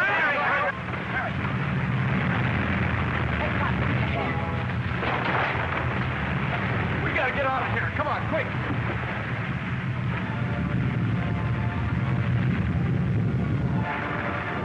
Wait a minute. Oh, well, we're gonna do something, don't we? Hey, forget about the wrecking crew. Hit it, come now. Hey! You all right, Jim? Yeah, but let's get out of here before the rest of that building falls.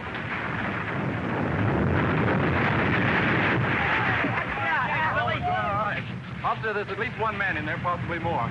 Better get these people back and get this space roped off. The rest of that building may fall any minute. I'll make a full report at headquarters. Come on, Duke. Come on, let's move along here. Let's break it up. Boy, that was a close one. Hey, I wonder who tipped the G-men off to the hideout. Well, they probably worked it out by scientific investigation, Billy. They know their stuff. Scientific investigation, huh? You know what? I think this guy's mob's got something. Come on. Well, maybe, huh? Come on, you teach me your thought. 2 of our men are dead. A valuable hideout destroyed. My private documents may be in the hands of the FBI. You must have allowed yourself to be trailed. I don't see how, sir. Well, we'll know in a moment how it was done. That'll do for now. I'll make a full report when you come in. I've just had a secret investigation made of the art shop. It exonerates Evans. You mean he wasn't trailed to number 8? No, sir. The messenger who was to deliver the blueprint paper was waylaid in an alley. His bicycle and uniform taken from him. A gang of 5 or 6 boys jumped him. Gang of boys? But the blueprint paper was delivered. Yes, by one of those boys. It must have been the Billy Barton boy. He's the one that led the G-men to number 8. Well, Severin, the fault seems to be with you, then, rather than with Evans. With me? Yes. The failure of you and your department to apprehend young Billy Barton. With him in our hands, the flaming torch could force his father, Colonel Barton, to disclose the formula of his explosive. My men have done their best. And their best hasn't been good enough. If our papers are in the hands of the FBI right now, it's due to the efforts of Billy Barton. We'll get him, sir. I must have results.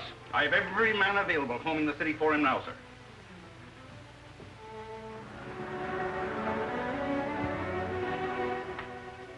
Hello, Layton. Got something? Yes. Those apparently blank sheets of paper that you discovered in the wrecked apartment building proved to have some interesting information upon them. Invisible writing, eh? Yes. A chemical bath and treatment under violet rays made the writing quite legible.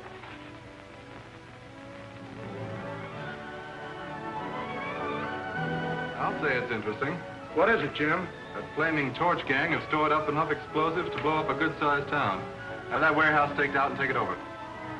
There's enough munitions here for an army. You better take this place without shooting. We'll all be blown up. Put some guards on the place and some danger signs for the public. All right. Goodbye, Layton.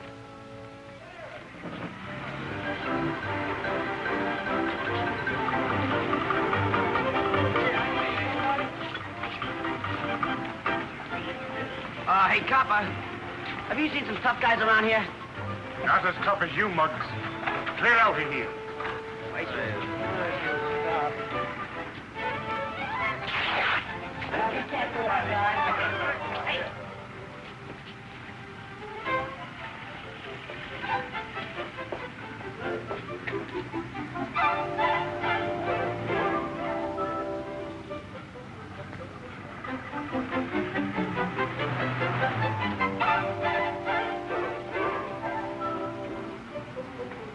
That's the Barton kid, all right. Have we got him here? No, you and he can follow them. If they go inside, one of you keep watch and the other come back.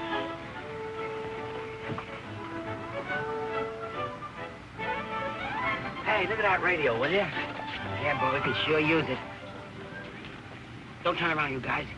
Look in the glass. Those two mugs stopping down the street are trailing us. Yeah, one of them guys is the guy that drove the truck we was wrecked in. Yeah, they're two of the torches, all right. Come on, let's trail them. No, not here. You fellas know they're after me. I'll lead them down to the dock. Rest you guys close in. Got me? Check. Yeah. I'll see you monkeys later. I gotta go home and get some shut-eye. So All right, Bill. we'll see you later. Hey, let's go play a game of straight pool. Come on. I'll shoot Yeah. you. Hey, that's a break. The Barton kid's leaving the others. Yeah, I'm heading for home. Did you get that?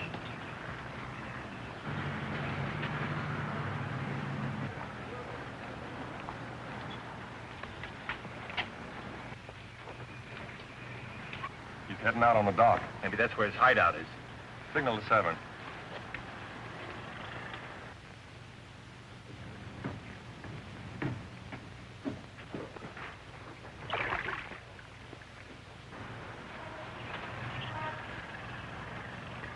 Hey, there's 4 of them. Yeah, they'll get Billy cornered on the dock. Guard, call it, gang.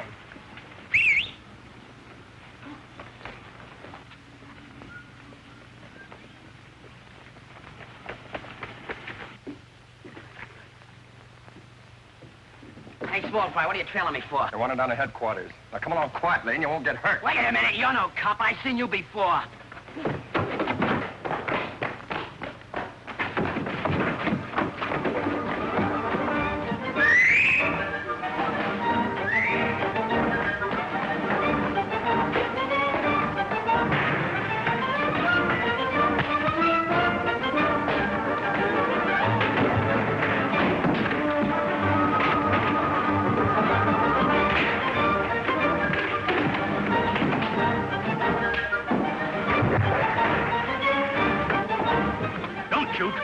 Blockhead, do you want to bring the whole police force down on us? Get back in the car, all of you. Hey, what's the idea of that? This ain't Saturday night. Quiet, so. Hey, let's get outside. We thought we had only young Barton to deal with. But suddenly the others swarmed in on us and... Yes, you've told me all this before. And they got away as usual. My men will pick them up. I doubt it. Billy Barton is smarter than any of your men. Wait.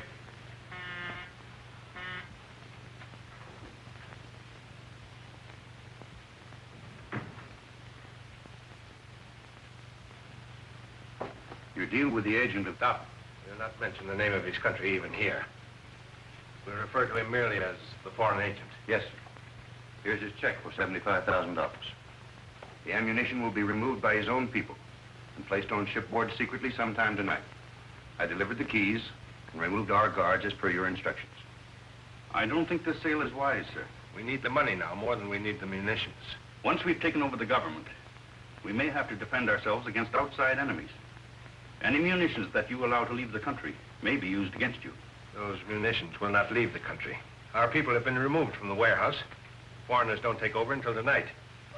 Between now and then, something might happen to that warehouse. You mean a fire? Oh, it'll be much simpler than that. Colonel Barton has agreed to demonstrate that his explosive will detonate other explosives at a distance of 500 yards or more. Colonel Barton will never consent. He doesn't know anything about the warehouse or its contents. As far as he's concerned, it'll just be another test for his invention.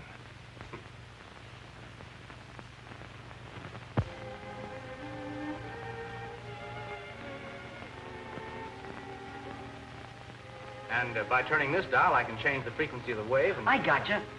In other words, the torches use that to keep their messages from the police. That's right. You're keen, Billy. You'd make a first-class G-man. Oh, this old place. These guys got a regulation gym and everything. Punch Sure a we bag have. box. Harry here's the champion scientific boxer of our neighborhood. Ah, break it up, will you? You see Billy here? He's champion slugger our block. Yeah. You want to fight? All right, let's make it a contest. Yeah, what do you mean, contest? Well, we'll have a purse. 12. Hey, we can use that. No, wait a minute. More important than that. If I win, you fellas become regular members of my organization. Hey, and if Billy wins, you give us another one of those swell feeds, huh? Okay, how about it, Billy? Well, it's okay with me if it won't stop us from running things our own way when I think we ought to. No, it won't. All right, let's go. Come on, you let me get right in. Oh, you Hey, listen, your Uncle Jim telephoned for us to stand by our radio and try and pick up that illegal broadcast Did you again. fix it? Yeah, it's all set in case anything comes over. Swell. Don't worry, I'll fix it. Yeah, that's what I'm Why afraid are they of. gonna fix it? Ladies and gentlemen! What do you see, ladies? What are you talking about, ladies? All right, there ain't no ladies then. There ain't no gents either. What am I, Hank? All right, there's no gents either. In this corner, we have handsome Harry Trent.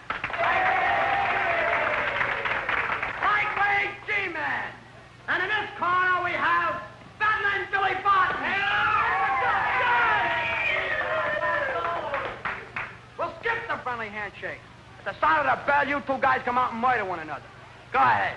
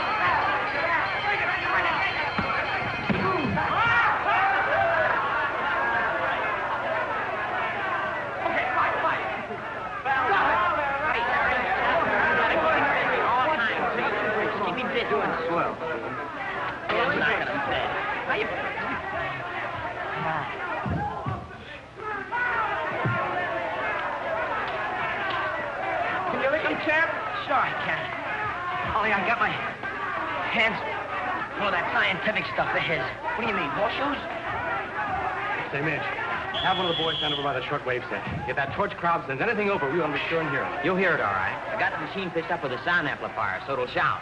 Oh, it's what? What? Knock him dead. All right.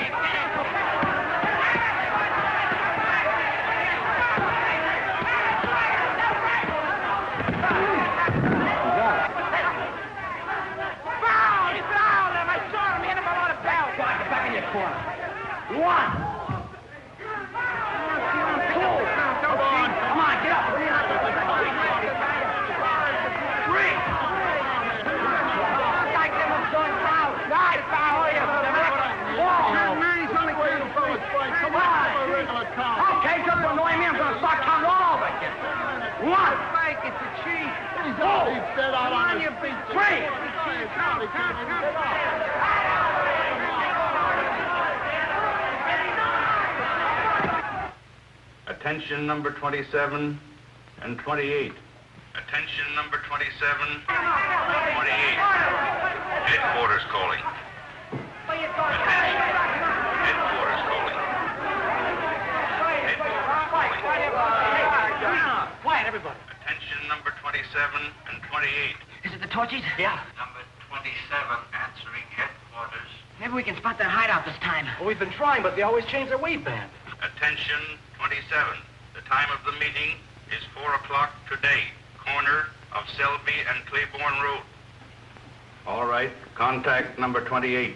The time of the meeting is important. You've selected a place where there's no possibility of accident? No explosives of any kind nearby? You've attended to that, Severn? Yes, sir. The district is isolated, and the only explosive nearby will be the one which we have planted, 500 yards off for the demonstration of Colonel Barton's invention. You will prepare the necessary equipment, Colonel. You will, of course, be transported to the testing ground in a closed truck. To guard the secret of your hideout, then? Well, Well, once I escape from you and your thugs, I think I'll be able to find my way back all right. Well, I guess we can't get any more. We don't need to. We know it's the torches, and we know where they're going to be. I gotta hand it to you, Harry. You can certainly fight. The scientific stuff is okay. You bet it is, Billy. A little science mixed with your wallop, and you'd have had me out in 3 rounds. Well, look. Let's put our wallop together and go after those torches, huh? That's swell, Billy. Let's go get them. Come on. Come on.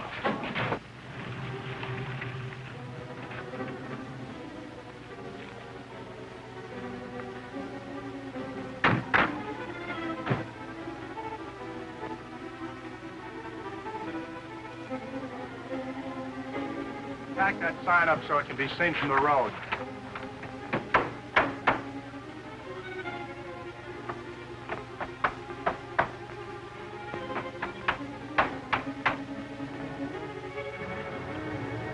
I'll be darned. Look what's coming. Hey, it's Uncle Jim and Duke. I wonder what... Don't give me any information about the torches. Okay. What's all this, Harry? How'd you learn this stuff was here? Oh, we get around. Well, beat it. Keep what you know under your hats till you hear from me. Oh, Harry. Don't get excited.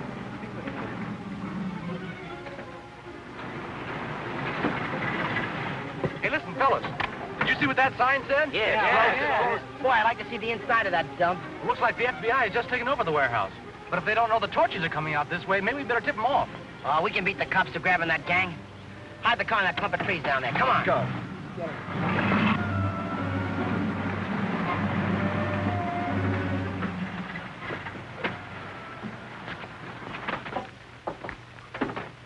Hey, what's the idea of them rocks, Billy? Well, maybe we can conk one of those torches with the good old beanball. Here, Jeff. Don't use this thing. Put that knife away, dope. Ah, what do you guys break it up? Suppose I want to do a slip one of their tires. Come on, let's go out where we can watch the road. Let's go.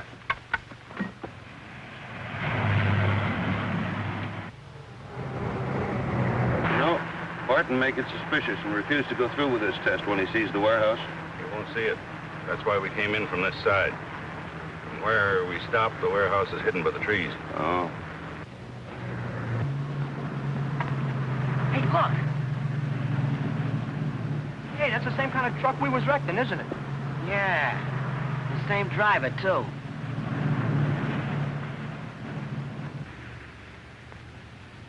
Come on.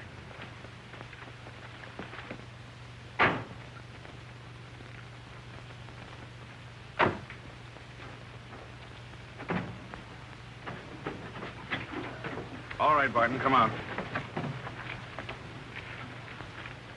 This looks all right. Perfectly safe. There isn't a house within miles. That'll be all right over there. Bring the rest of the equipment.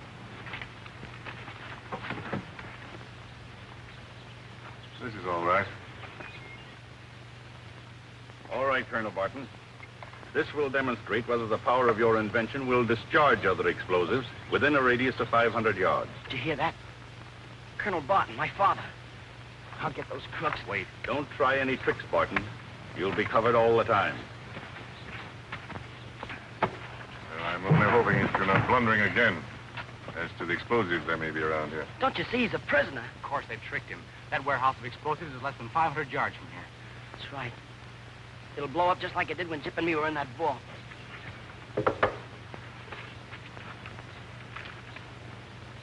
Let's get them crooks before they get out. Oh, you can't, Billy. They've all got guns. We'd be shot down before we got anywhere near them.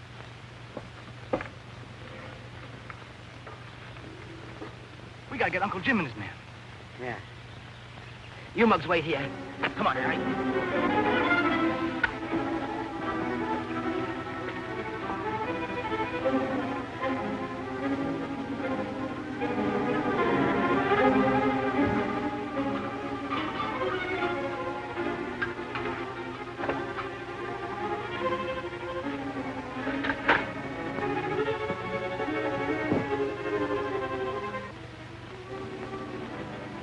All right, gentlemen, I'm ready.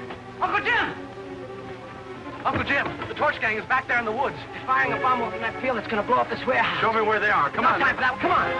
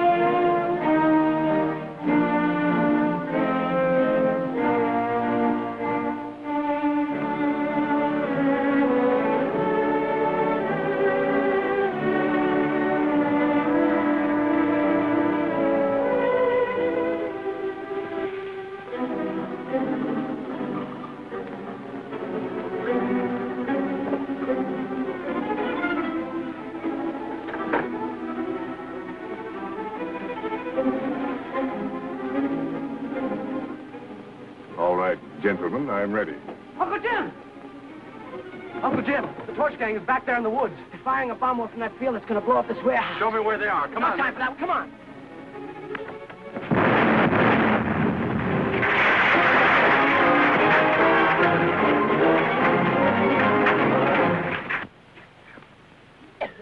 Anybody hurt? You all right? You all right, Harry? That was a close Billy? Yeah, too close for comfort. Come on, let's go up. Just see what's up there.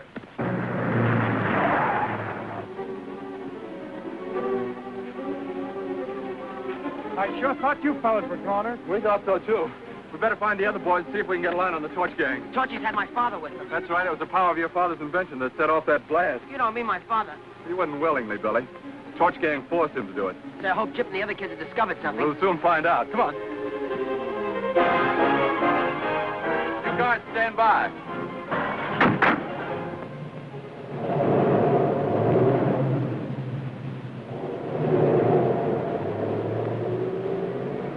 You told me there were no other explosives within miles of this place. Of course we did, Colonel Barton.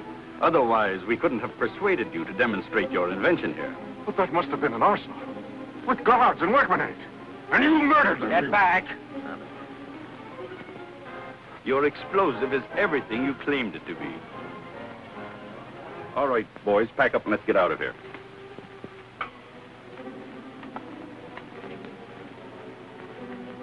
Hey, they're going to make a getaway in their cars. Yeah, not if I can help it.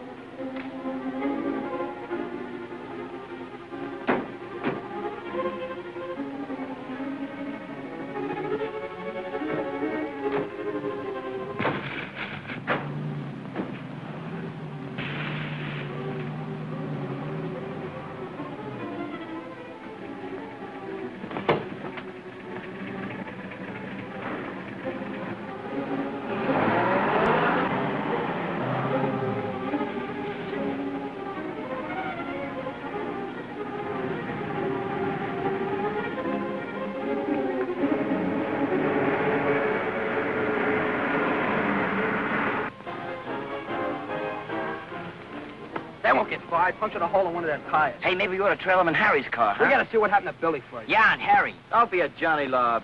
Stop worrying about Harry, will you? Come on.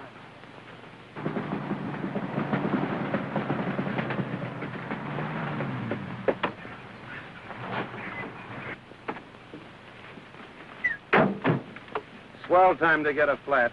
Keep going. We'll make a quick change and catch you. Keep your radio on 1.8.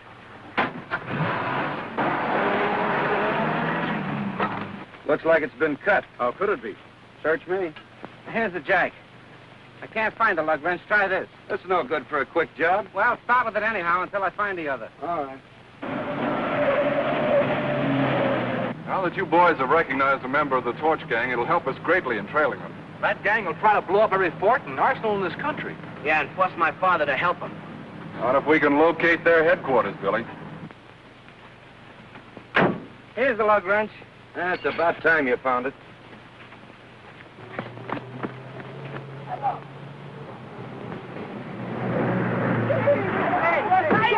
Gee, we thought you got blasted for sure, Bill. Did the torch gang clear out? Yeah, but they won't get far. Why not? I knifed one of them. Knifed them? I mean, I knifed one of their tires. Which way'd they go? They went that way. We'll get my car and follow. Come on, come on.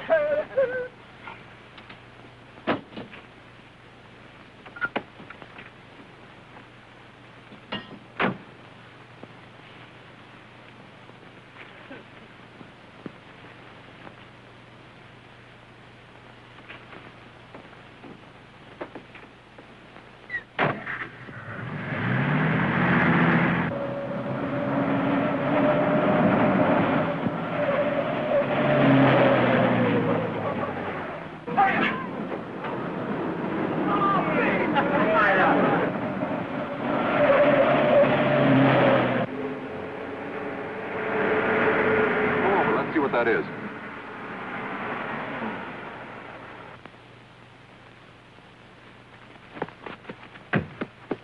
Looks like somebody stopped here. Right. The gang probably stopped to change that tire Jim mentioned. Well, we can't be far ahead. Let's go. Here come the kids. We better ditch them, Jim. There's lively gunplay. I'll fix them.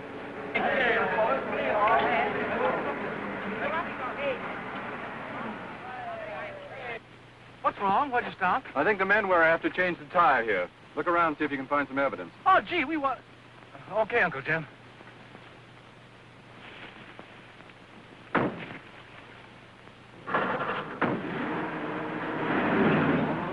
Hey, what kind of evidence is he looking for? Evidence that might establish the identity of those men. I know him. Only by sight. We don't know their names or where they live. Come on, let's get busy. All right, let's go. That'll keep the kids out of it in case we tangle with the torch gang. Yeah. Hey, what do you got? Don't touch it. Why not? We'll smear the fingerprints on it. And they may give us the lead we're looking for. Won't you smear the fingerprints on that wrench by handling it? Not with this handkerchief covering it. All right, there's fingerprints on it. So what? Well, by scientific deduction, we maybe get a line on that gang. What are you going to do with it? Turn it over to the G-men? Listen, if you're so smart about your reduction stuff, why don't you handle it yourself? Yeah, sure. We're all going to be junior G-men now, Harry. Look, you work it out yourself. We'll watch and get wise to how you do it. Okay, Billy, I'll develop those prints myself. Let's go. Come on.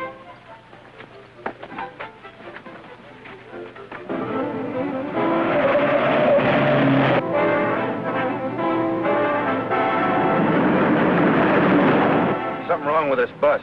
Maybe whoever slit that tire did something with the timing. I believe that car back there is tailing us. It keeps the same distance behind us all the time. Turn off the next dirt road.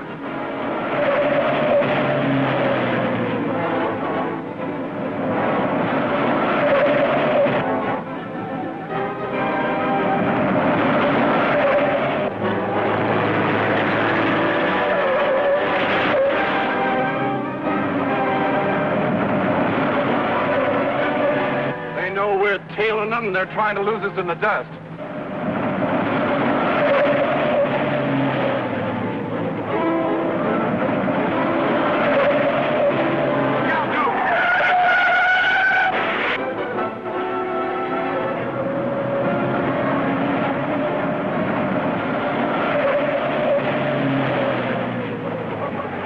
We've lost them for a minute, but they'll catch us again.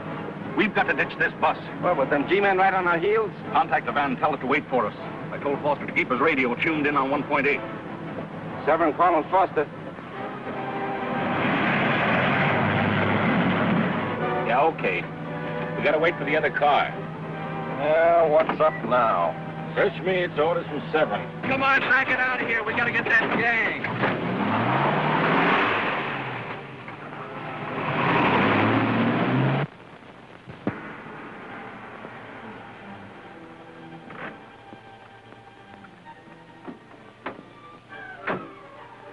All right, boys, you know what to do.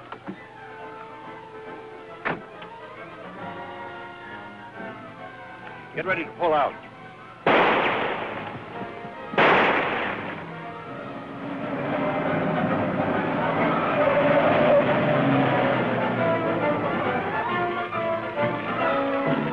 They blocked the road. Get in the back.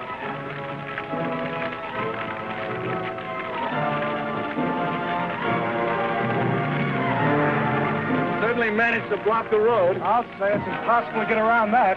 Not a chance. They know all the tricks. We better report this to the fire warden. Come on, Duke.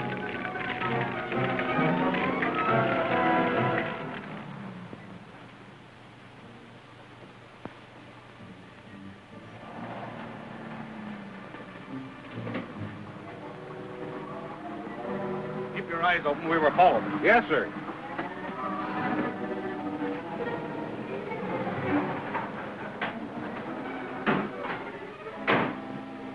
Take Colonel Barton back to the laboratory. I'll report to Brand.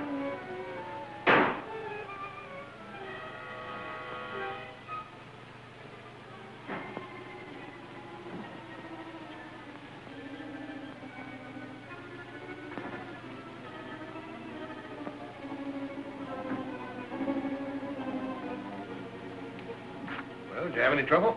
Somebody got in our trail, but we lost them. What of the experiment? A great success. Barton's explosive is all he claims it to be. Good. Better see to it that he prepares more of it at once. That's going to be very difficult. Barton knows we tricked him into destroying that arsenal. It's too bad, but it had to be done. I suppose we'll be hearing from our friend, the foreign agent, about the loss of his ammunition and explosives. Well, I can take care of him. But But you'd better warn our neighborhood organizations to stand by in case of emergency. Good idea.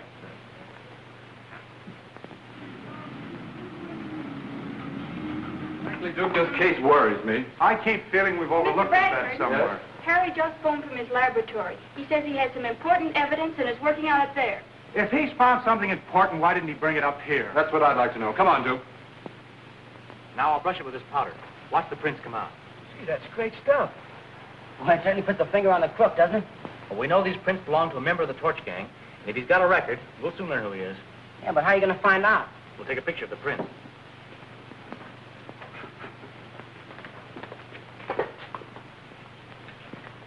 Come here. I want to show you something. Come on.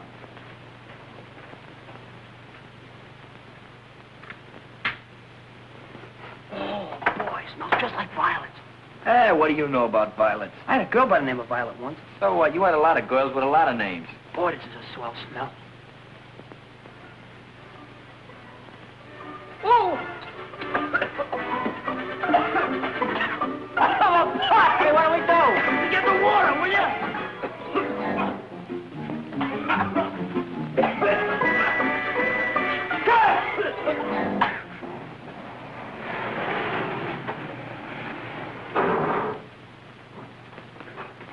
I'll take 2 more shots. Yeah, go on, go on. Boy, one of them ought to turn out. How long does it take to develop them? Harry, I want to talk to you. You know better than to keep important evidence from me. Well, I'm sorry, Uncle Jim, but we found this wrench where the Torch Gang changed the tire. Look at that swell print on it. Hey, that's fine. I came here to bawl you boys out, but you've done as well with this wrench as we could ourselves. Sure we have. We ain't so dumb. You know, while you're set up, you may as well get a couple of more shots. Hey, what are these pictures going to get you? The identity of one of the members of the Torch Gang, I hope. Oh, how you going to do that? Well, it's like this, Billy. We send the photographs of the prints to our headquarters in Washington, D.C. They'll be compared with those on record. If the man whose prints they are has ever been fingerprinted, we'll know who he is. In spite of the millions of cards, it'll take less than 3 minutes to find the one we want, if it's there. Then headquarters will notify us. Here's the report from Washington on the prints of Harry. Thanks. They belong to Al Corey. Served time in 3 states on felony charges. At present on parole. Reportedly once associated with Zeno Ponzetti. Well, that's the big shot con man they never caught. Yeah. That gives me an idea that Ponzetti is the brains behind this Torch Gang. He always did have big ideas. Here's Corey's last known address. Probably still correct as he's on parole. Arrange the usual routine and get all the possible information about him. What's your next move? Well, I promised Billy and Harry I'd tell them who this fella is. They want it for their records. What for? They'll only go looking for him and gum us up again. I don't think they will. I've got a hunch that they're going to help us out.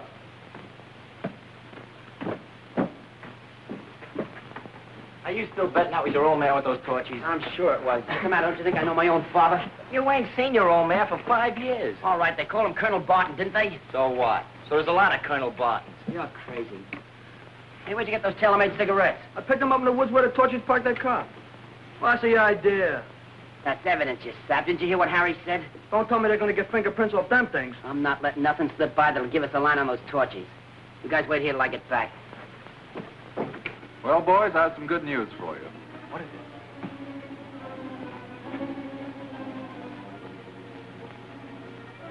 Thanks to Harry's alertness in picking up those prints, we've got a line on one of the members of the Torch Gang. Now, if I give you his name and address for your records, will you promise to stay away from there until I give you the word to go? Sure, I promise. All right, here it is. Al Corey, 215 5th Street.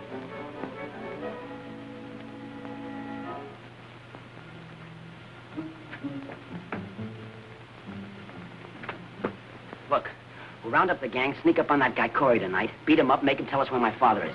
Come on, let's start.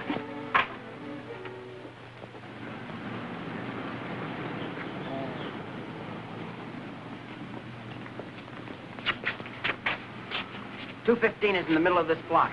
You guys wait here till I find out what flat Corey lives in. Check. Okay. Hey.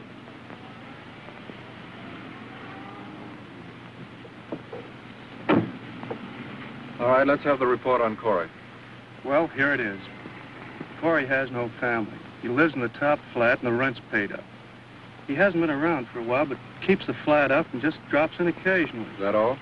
Yeah. I didn't want to get too nosy. The landlady likes him and might tip him off. Good work.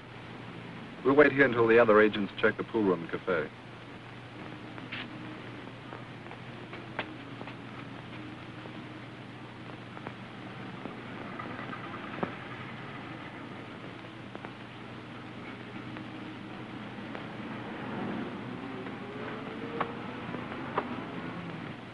Come on in. I don't think I should. Come on, I got something up there I've been saving for homecoming. Well, Brant told me to get this explosive stuff to number 7. They might need it. Oh, they're not in that much of a hurry. Come on in. Well, okay, but just for a minute.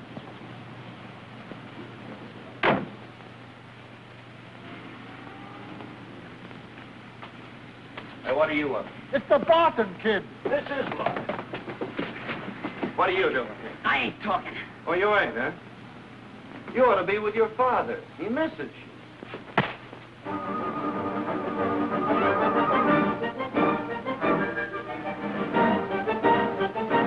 Now, let me go.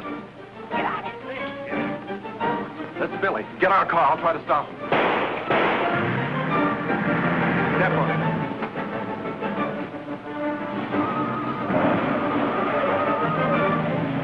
Hey, it's Billy!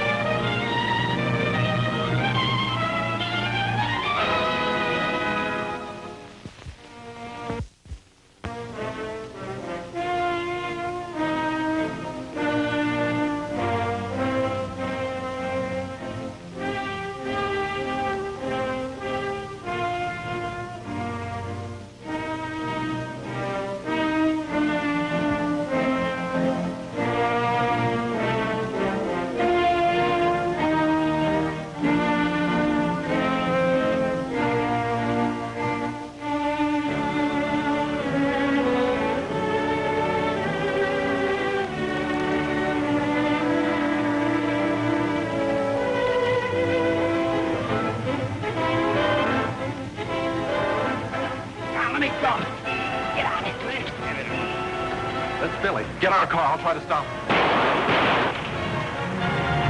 We've been spotted. Step on it.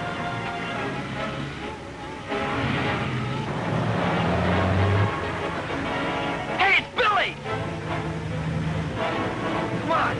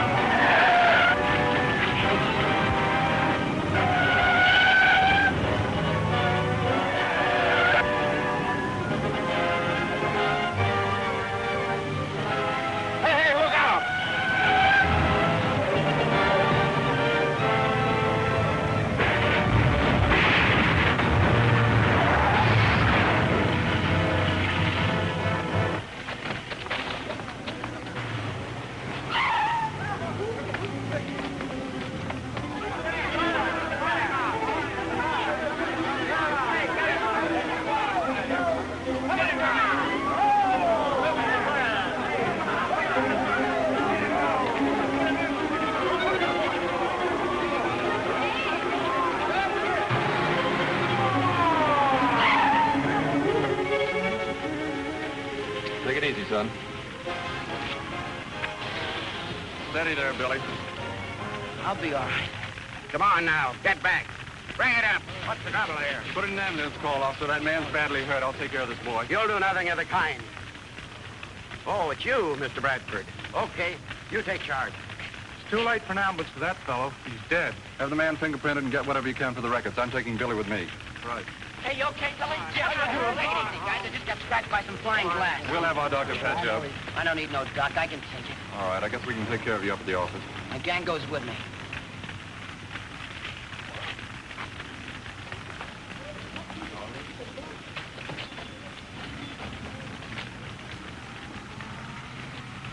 Come on, boys.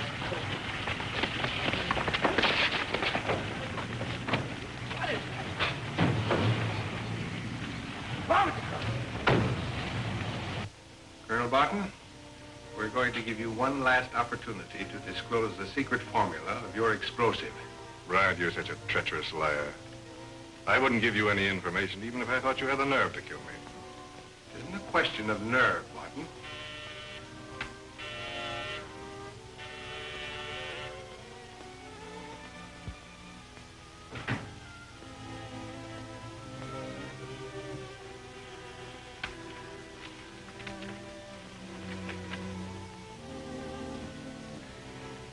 You're not only going to give me the information I want, but you're going to become a useful member of a government I'm setting up. You're refusing to give us the formula because of what you call patriotism. Perhaps when you see us take your son. Bryant, if you know where my son is, an attempt to harm him, No. You're too treacherous a scoundrel to tell the truth about anything. Barton, I'd intended leaving Billy out of this. Now you've forced my hand. Take him out of here and lock him up.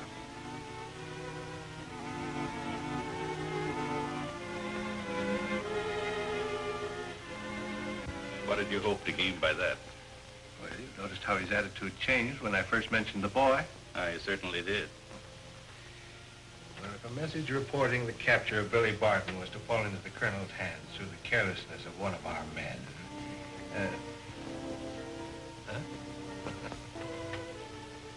If you boys had told me what you knew when you found me at the warehouse, we might have captured a number of the Torch Gang.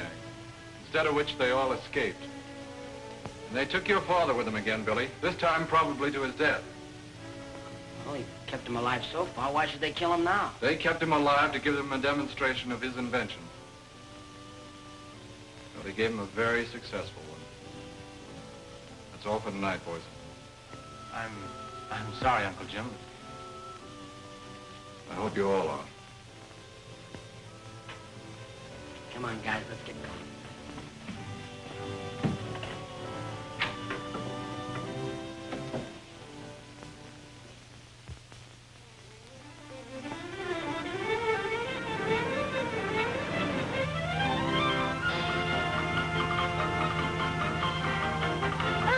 Doing? Hey, keep your eyes on the road. I hear a car. Lay down. You're supposed to be hurt.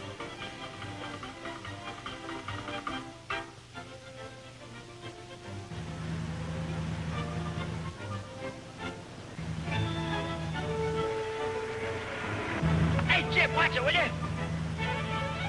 Don't get excited, will you? Hey, what's your idea of shining that thing on my eyes? Excuse us. We were just playing Boy Scouts. And I had my teeth knocked out, see? And I'm signaling for help. Excuse us. Yeah, wish you were a little bigger. Hey, did you know those kids were using a real Boy Scout maneuver? What do you mean, flashing that thing in your eyes? Sure, the Scouts have a code. They can send for help and flash messages. Hey, imagine that talking with a mirror. Hey, I think I'd better drive if we're getting back to headquarters. Oh, what do you give me? I was doing okay until Come on, them Jim, kids come on. hit me in the eye with that Get mirror. away from that wheel. Oh, you guys are always Come on. picking on me. All right. Get on a little kid. Surprise action. I wasn't picking on you. It was a midget. Barton, you better listen to reason. If Brand starts to put the screws on... There's nothing Brand can do or say that make me help your traitors organization.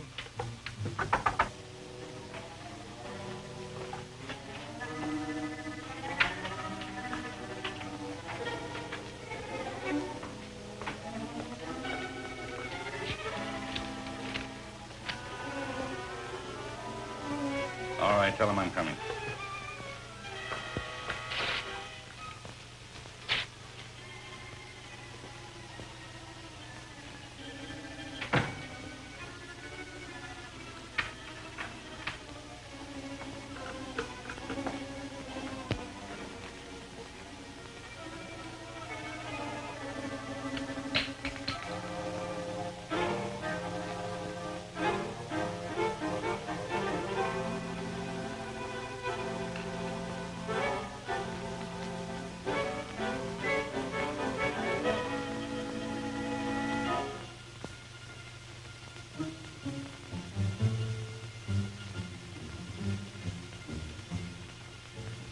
Tell Severn to come back here. What's that? Move your legs. Get on the house phone and call Severn back here. Tell him I'm ready to talk. Oh, so you finally come to your senses. Well, it's about time.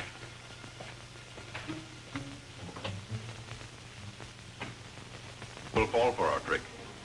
It's hard to say. It's pretty stubborn.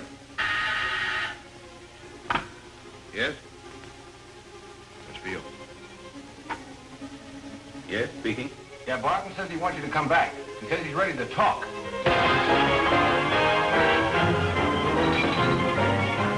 Barton is ready to talk.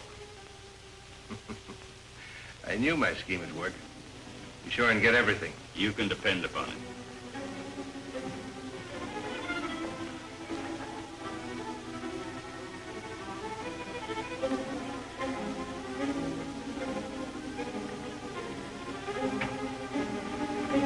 All right, Barton.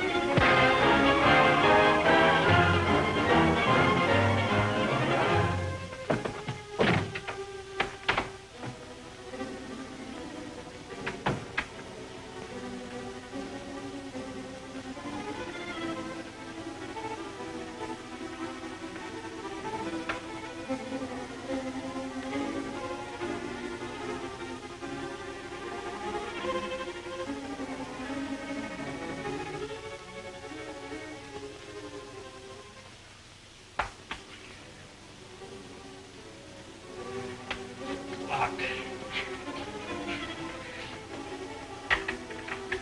You've left your key in the lock. Call Brand.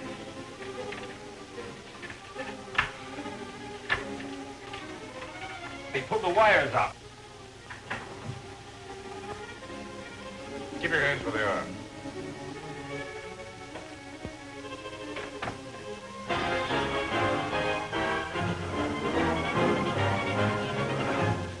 Stand up. Back against the wall.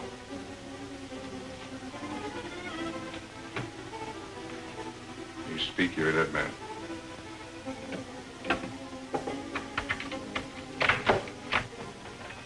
Got it.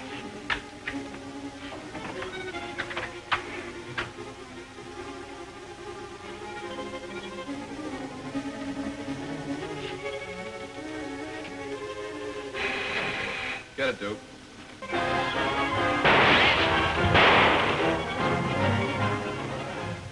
Hello? Hello?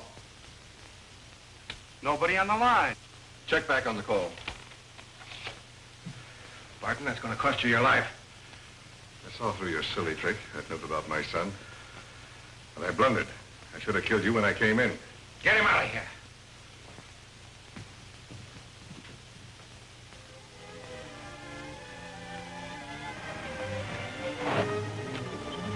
What, kid's still inside? Yeah, but 3 of us ain't enough to raid those juniors. There may be dozens of them in there. Orders are to catch him when he comes out, take him to the room on Canal Street. Corey will meet us there with a van. Why not run him right to the hideout? Brand's orders. He wants us to... Wait a minute. There he is. And only 2 brats with him.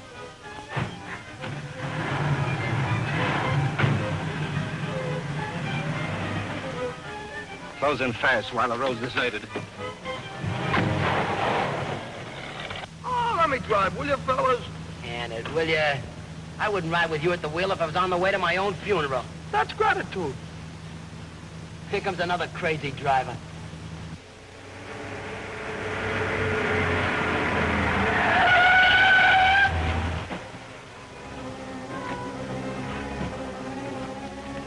Climb out of there, Barton. Hey, it's a torture. Shut up, you. Come on. All right, Shorty, don't get excited. I'm coming. I'll get you for that one. I'll show you. Take it, you dirty thief. Let's look at your butt. That's not a woman, sonny. Hey, Bill, I need some help. Quick, I'll fix it. You're gonna get my out.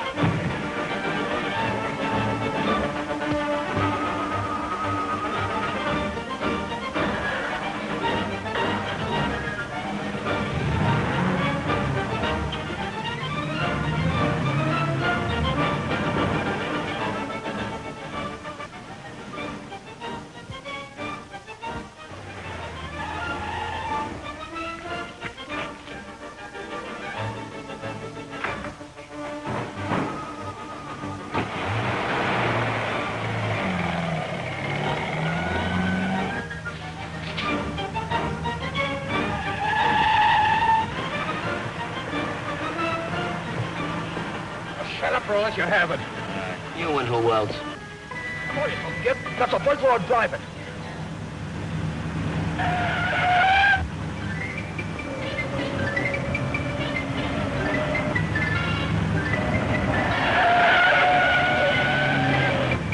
Hey, what do you want to do? Become an angel or something?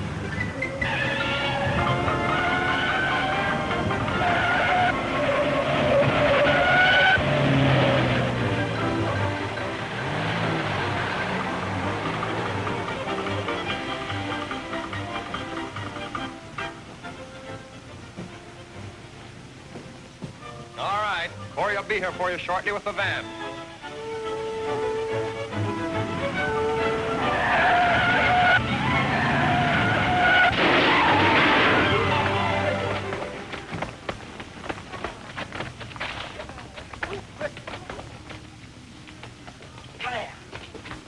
Hey, what'd you do? Hijack Harry's car? Torches got Billy and Harry. What? Well, it was like this. The crooks grabbed me, Billy, and Harry, see? But I got away. So I hopped in Harry's car and I started following. But I lost him a few blocks back. Things started getting in my way. But I'm on a car. They'll be 50 miles from here by now. Stop asking questions. Come on, will you? The walking will do you good. You'll lose weight. Cut that out, you smart-time rat. I'll go over and see if Corey is tied up with the van. Well, hurry up. I want to get these young devils off my hands. Hey, mischief and luck. Boy, if we can only get a piece of mirror. That's it. Quit whispering, you two. Try and make me. I'll do just that. Get over here. Sit down. Leave me alone. Oh, shut up. Get out. I don't know what we're gonna do. Them guys could be hid out in any one of these joints. Will you stop it? Wise guy, huh? What's that? Some guy trying to be a wise guy or something? Hey, no, it ain't. Somebody's trying to signal me with a mirror, like on Boy Scout school. Maybe it's him and Billy. Yeah, maybe. Come on. Hey, you. What are you doing with that glass? Trying to cut yourself loose, huh? Let's get him. Take care, Harry. I got the stuff.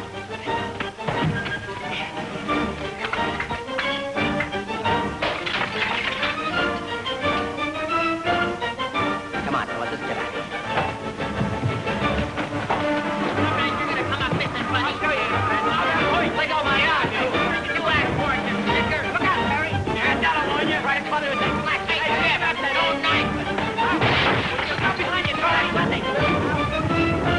Hey, you snake. You put in my eye.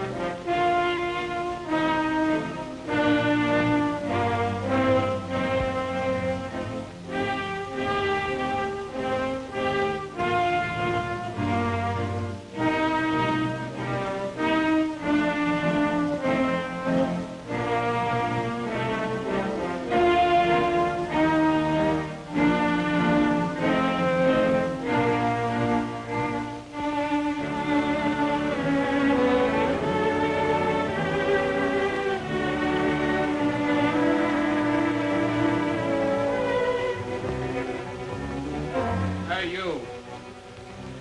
What are you doing with that glass? Trying to cut your hands loose, huh?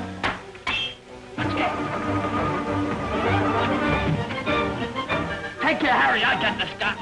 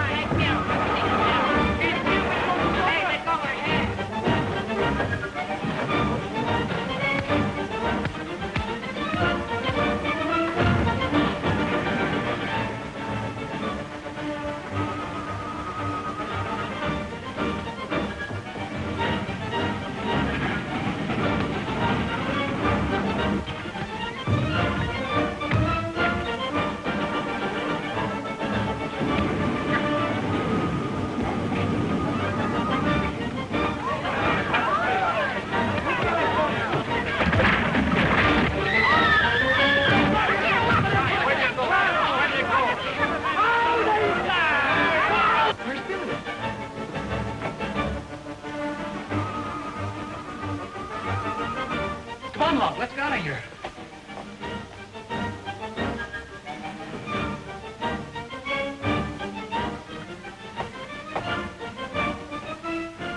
Where's the Barton kid? Did he get away? Fell off the balcony. He may still be alive. Come on, let's go. What happened? Could have beat up those guys if that balcony hadn't broken. We gotta get out of here. Hey, take along that truck.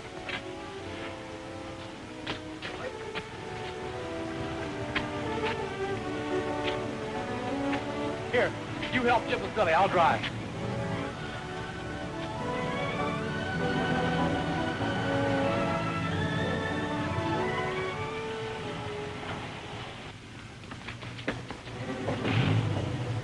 They're getting away with the Barton kid.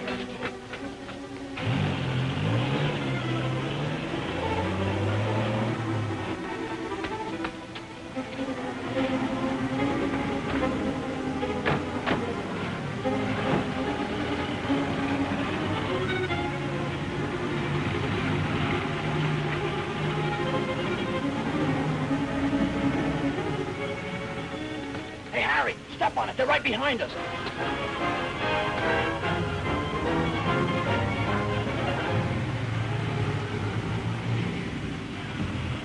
Got him now. I'll get him at the intersection.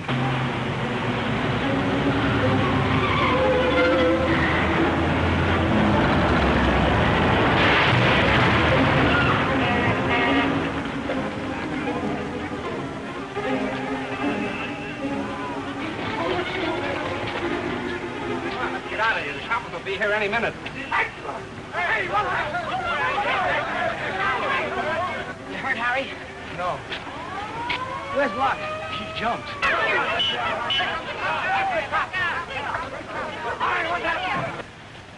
Who was driving this truck? I was. You own it? No, we just grabbed it off the street in a hurry. Stole it? No, sir. Commandeered it. We're junior G-men working on an important case. Ah. You can check with his uncle, Jim Bradford, FBI officer. I sure will. What are you, a cop or something?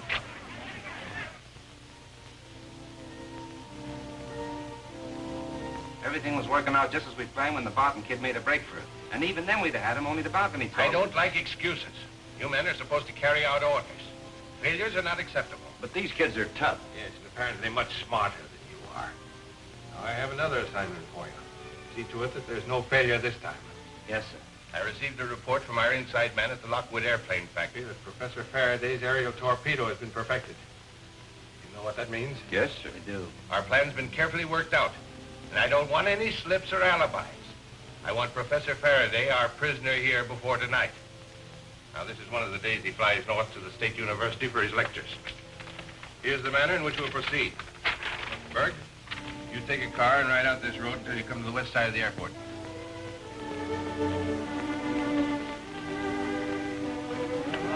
this coffee's good. I'm glad I came along. Here's a fresh pot of coffee. You just ring if you want some more sandwich. Thanks, Mary. Hey, you know this Junior G-Man stuff is pretty soft. Soft, huh? Falling 4 stars wasn't soft, was it, Billy? Yeah, but that awning I lit on was. Ah, you're just lucky. I fell 4 stories, be nothing between me and a sidewalk but space.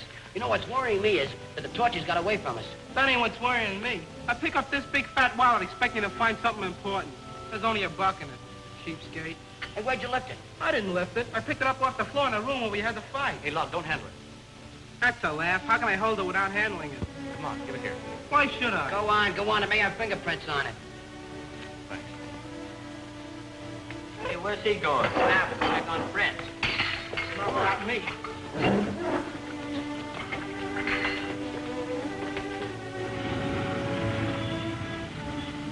I tell you, I don't know a thing about Herb Matson. We don't travel on the same set. You know about his disappearance? Yeah, sure. I read the papers. Well, Duke, maybe he's right. Say, what's the idea dragging me down here? Well, you know we check on every employee of the Lockwood plant. That new car you bought last week. Can't a guy buy a new car without getting pinched? Sure. But when a $25-a-week clerk buys a new $3,000 car, we get curious as to how he got the easy money. Well, it's like this. I got an uncle. Yeah. We checked on him. He's on relief. Well, anyhow, I got a perfect right to... Duke, would you mind closing the window? Sure. Black, you're a clerk in the engineering office, is that right? Yeah, that's right. You distribute the blueprints to the different departments every morning. Yeah, a few sections at a time. They're kept in the safe, and only the chief has the keys. How do you distribute them? Thumbtacking to the workboards, with a guard standing right behind me every minute. Black, are you left-handed? No, why? It's a very interesting watch you're wearing. Do you mind if I examine it? What's just an ordinary cheap watch? Nothing interesting about it. On the contrary, it's very interesting. I've never seen a watch before with a stem on the left side. So that if it contained a midget camera, the stem would be toward the fingers. Get him. Easy, fella. Give me that watch. I just closed the window. Nice figuring, Jim. If this watch had hit the street, our evidence might have been destroyed. All right, Black, spill it. Be as easy as we can with you if you just come clean. Well, it's like this. A guy sells me the idea of snapshotting the blueprints. A few sections at a time as I pin them to the workboards. Just a bend of the wrist. Like that. For $100 a bend. Who's the man? Honest, I don't know. I met him every morning at 7:30 at Macy's coffee shop near the plant. We'd have coffee and trade watches. I don't know who he was or what he'd done with the films or nothing. That's all I know. I'm inclined to believe you. Of course, we'll have to hold you for investigation. Williams, take care of him. Use him to trap the man with whom he's been exchanging watches at Maisie's coffee shop. That's all. Maisie's coffee shop, eh? Looks like a good assignment for one of our junior G-men. Come in, please. You ring? Yes. Take this watch. It's a camera, by the way, and a very neat job. Take it to Black at the lab, tell him to open it in the dark room, develop the film, and bring it back to me at once. I'll wait for it. Looks like there's nearly 20 good, clear prints there, and they're all exactly alike. Sure. There's more than 20. Hey, some of them are smeared. What's this mark over here? Yeah, I noticed that. The man has a scar on his finger. That'll definitely help the FBI running down. Scar, huh? Yeah. Could that be it?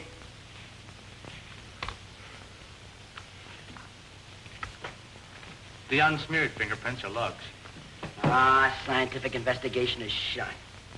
Well, let's take a look at the contents of the wallet. We may find something that Lug hasn't handled. All right. Hey, where's the buck was in there? In my pocket. Hand it over. Oh, I have a heart. I was going to buy my mother some flowers for her birthday. We'll see that you get the flowers. Give me it. It's part of the evidence. All right.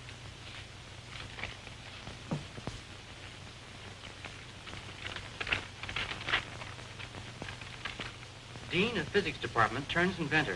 Professor Faraday perfects aerial torpedo. Professor Faraday? Why, I know him. He's a friend of my father's.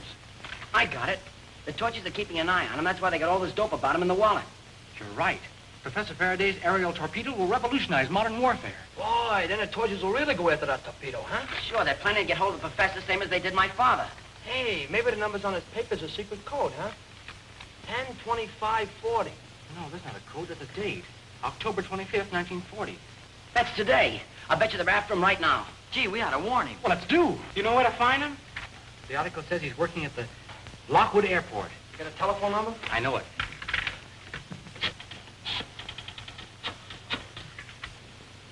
Hello, Lockwood Airport? I want to speak to Professor Faraday, please. Oh, thank you. They said he's out. He'll be back in a half hour. Half an hour? We can't wait no half an hour. Let's get out there. We got to notify the FBI. Ah, keep the cops out of this, will you? We don't want no coppers in this. You know the professor, don't you? Yeah. All right, let's scram. You fellas wait here. Go on, let's go. Okay, Now listen, be careful and you need any help, phone. Sure, we'll wait here for you.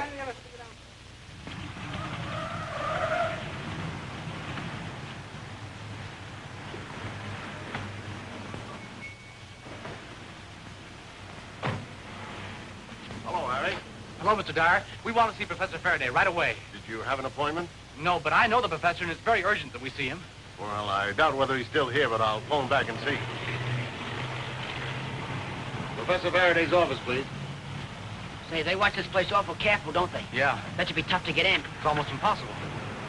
Professor Faraday just left his office. He goes back north to the university every Thursday. We just got to see him. Does he come out this way? No, he goes out the back way, straight across the field to his plane, hangar number 4. I guess it's all right if you go in. Thank you. Thanks.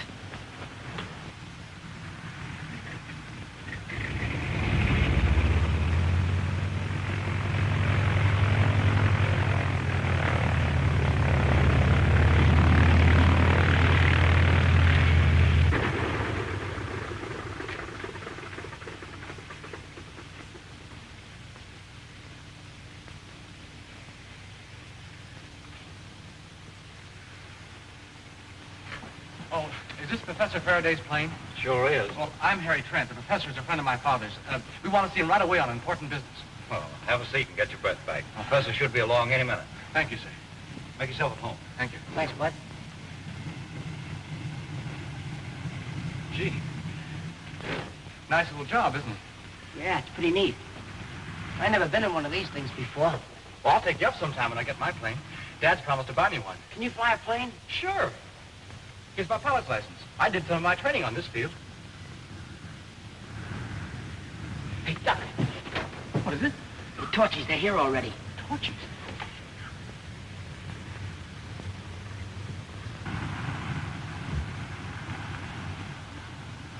The thing we can do is wait here for a minute. We better work fast. I'll stick the gun on him. No.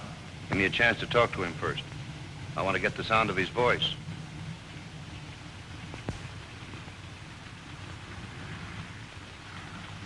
How's it going? Okay, by me. That the job belongs to Professor Faraday? Yeah, nice crate. I fly him back and forth to university. Going up today? Yeah, all ready to take off. Professor's a few minutes late, as usual. Just a minute, buddy. Okay, that's all I wanted to know. Take it easy. Don't make any false moves. Hey, what does this mean? It means that there's a machine gun in that sedan over there trained on this plane.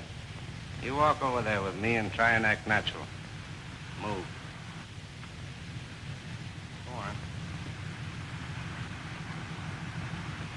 We've got to do something. We'll drop the guy and beat him to a pulp. We can't do that. You heard what he said. There's a machine gun in that sedan.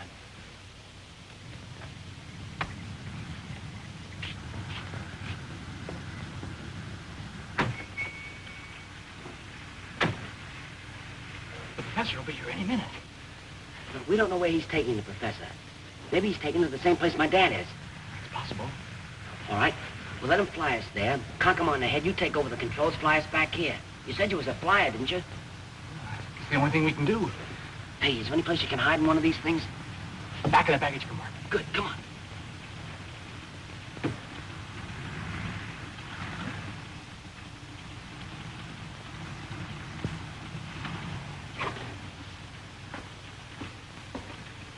Well, Woods, I'm a bit late, as usual. Quite all right, sir.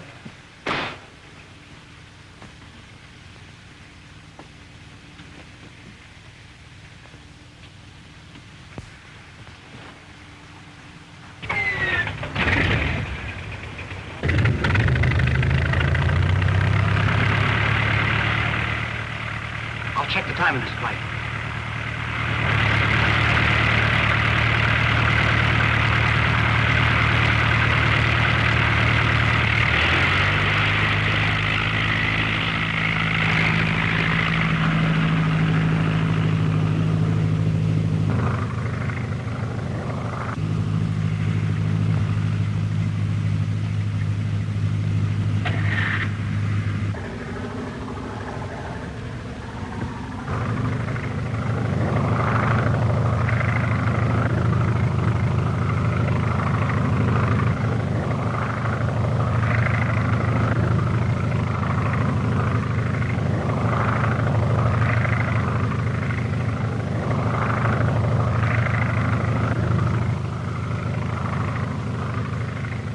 Flying west.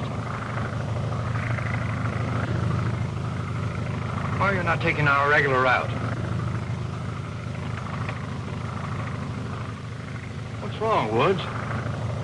I'm not Woods. Who are you and where are you taking me? Stop asking questions and be quiet. We haven't more time to waste. Take it easy.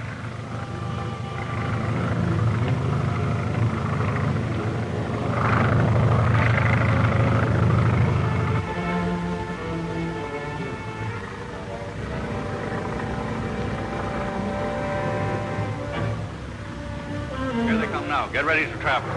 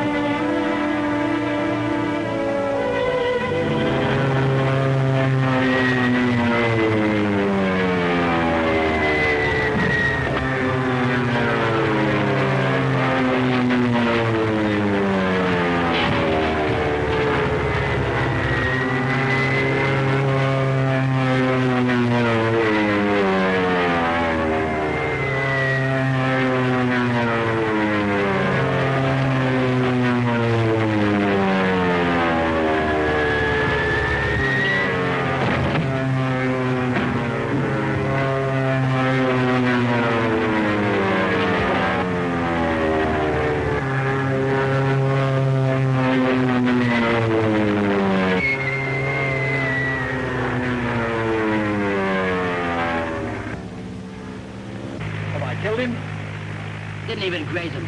These torches are tough. These what? Flaming torch. This mug's one of them. Oh. And you know this man? Sure. That's why we're on this plane. We came to warn you. The torches were going to take you prisoner. Hey, Prof, can I have that scarf? I want to tie this guy's hands up in case he wakes up. Certainly. Thanks a lot. Very well. Why should they want to make me a prisoner? They're trying to get hold of your invention. You know, that aerial torpedo. Hey, you got something I can tie his feet up with? Yes, I think so. Oh, here, you can use this strap here. Just a thing. That'll hold them all right. Well, get your legs together, you fool.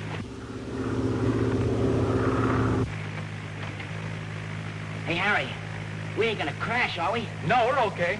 We're over the landing field now. Then we're going to land? No, that's what that crook was going to do. His gang is probably down there waiting for you now. There is a car waiting down there.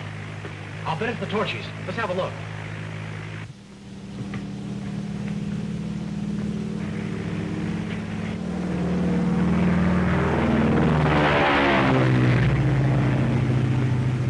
What's the matter with that Corey? Is he crazy? Something's gone wrong with our plans. That's the torches, all right. Get up higher and circle around. Maybe they'll beat it and lead us to their hideout. Why do you want to go to their hideout? Because they're holding my father a prisoner. And they're wanted by the FBI. Well, let's get out of here. We're not going anywhere while that plane's around. Why not? Because it would trail us.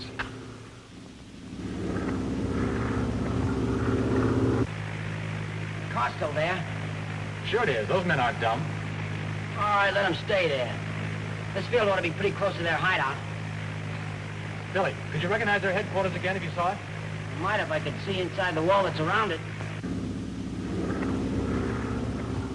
Well, it's gone. We'd better get to a phone and report this to Brand.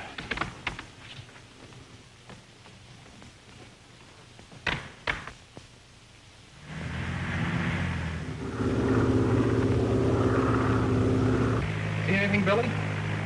Not yet. We ought to get this man to a doctor. Don't worry, the prison doctor will take care of it. Yeah, if there's anything left of him after we finish him. There it is. Circle to the left. Are you sure it's the hideout, Billy? Sure, I'm sure. See, there's the wall around it. Yeah. And the gate where the cars come in. And there's the garage with the skylight that Chip and me climbed out of. And that bare spot there, that's where the vault flew up. Well, we've got located so we can find it from the ground. Huh? It's about 15 miles west of Oakdale. Well, that highway down there must be State Highway number 7. The hideout is reached by another road that branches to the left and branches to the left again. No wonder it's so hard to find.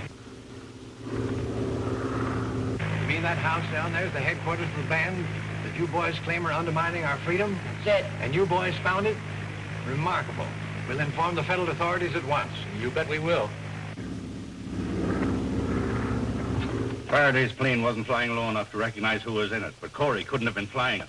The guard reports an airplane flying dangerously low over here. We've been spotted. Come on in at once. I'll give the order for evacuation. Right.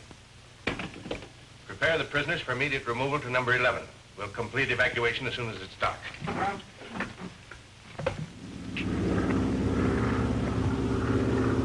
I'm telling you, the G-Man can't have this guy after we're through with him. What are you going to do with him? Make him answer some important questions. I still think the FBI should be notified. Look, mister, we're junior G-Men. We know what to do. What are your plans, Billy? You got your car at the airport, haven't you? Yeah. All right, we'll load him into the car, take him out to my place, and make him tell us a few things.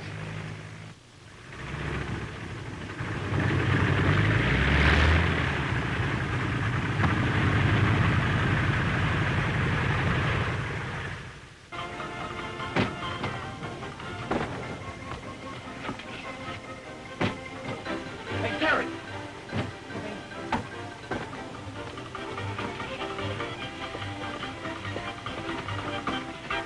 What happened to the rest of the guys? They're over the pool room. Okay, you and Terry take this crook inside. Yeah. Me and Harry got some business. Do you think he's badly hurt?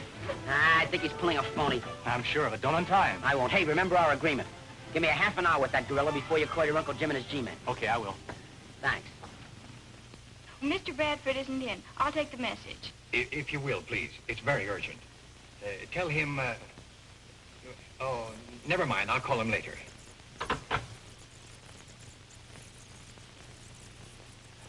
Hey, maybe we ought to get him out of it, huh? The mother says pointing things under their nose will do it sometimes. Ah, that's a lot of fun. You gotta give him some of that stuff that the G-Man woke me up with. What is it? It was some kind of pneumonia. Pneumonia? Hey, we got some of that stuff. I brought it from home yesterday. Wait a second.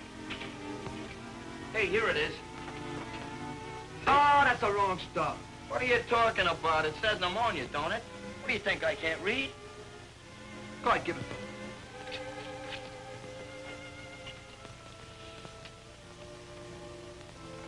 See that? He loves it. Hey, you gonna tell us where you got Billy Barton's old man? Hey, you won't talk.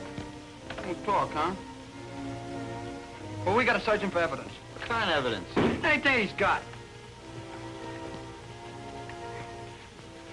Hey, look, Doe!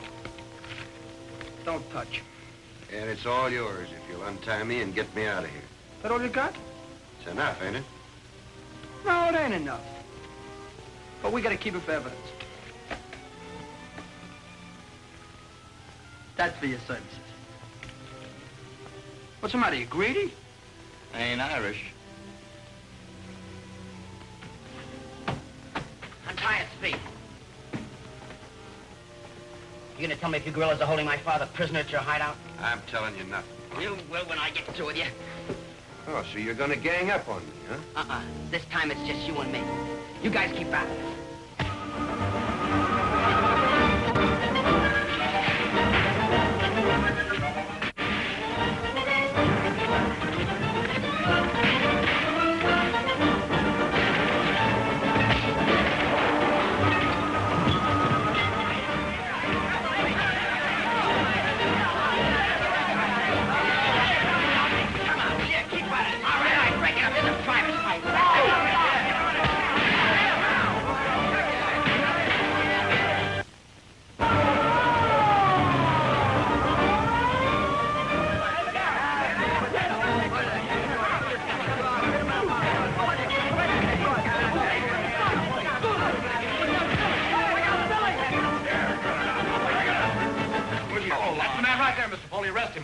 They can't do this to me. No! That mark proves he's a member of the Flaming Torch gang. Sure, we got a general and pick those birds up. Come on, you.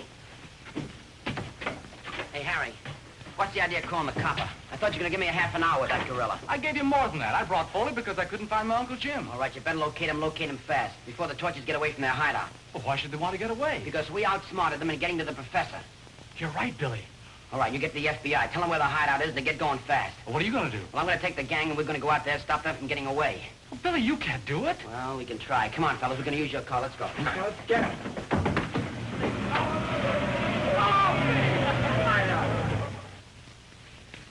Harry, your uncle will be here any minute now. Uncle Jim, we've caught one of the Torch gang. Where is he? The police have him. We located the Torch gang's headquarters. Good work. Where is it? I'll show you. Billy and the gang are already on the way there. Well, that's bad. They'll probably scare the gang out before we get there. Do contact all available men. Kate, check up on transportation. All right, Harry, let's have the details. Well, it all started with Professor Faraday. Faraday? Yes, you see, we went to see him and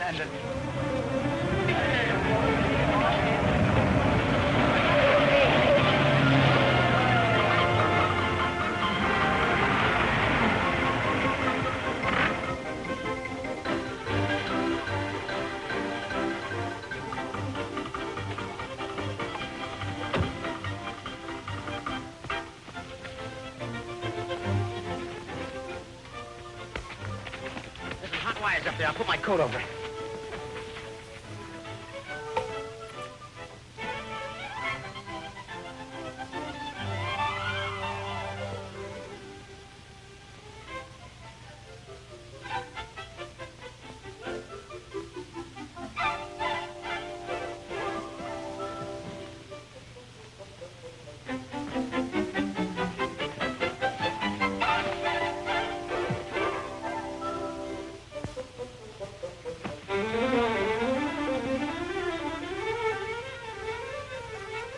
Well, can you beat that? Shall we grab him now?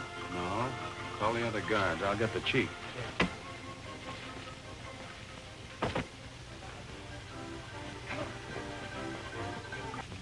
Bert, see that Colonel Barton is ready to go. I'm going to send him on ahead of the others by the river road. Right. Yes? The Barton boy's one of them? Good. Don't let him get away from us this time. Billy Barton and some of his gang are inside the wall, headed for the house. Aiken, check with the guards.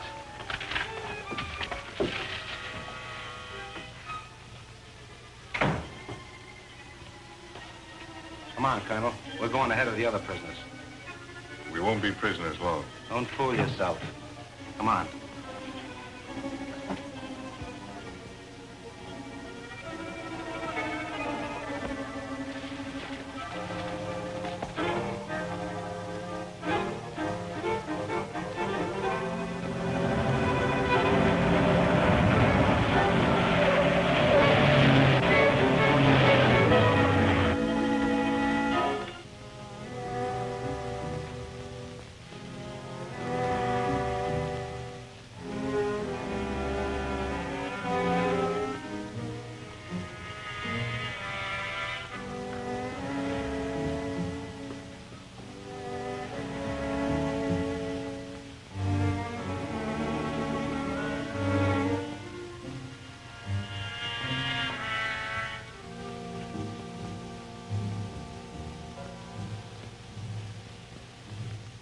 Watch out, come on, sailor, gang him. I got my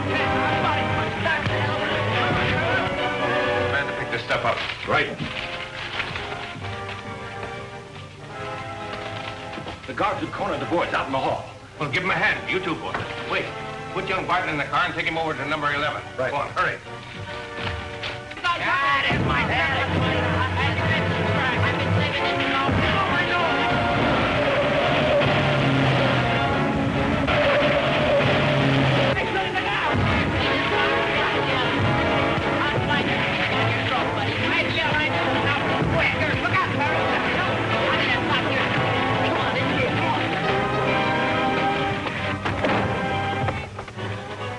Get out of here. Don't think we took a powder. Hey, it's locked. We're trapped now. There's no way out of here. Ah, let me go. Get him into a car, quick. You guys alone. What did I time? Where are the other boys? Locked in their room. Well, let them stay there. Hey, I hope they didn't get Billy and Jim.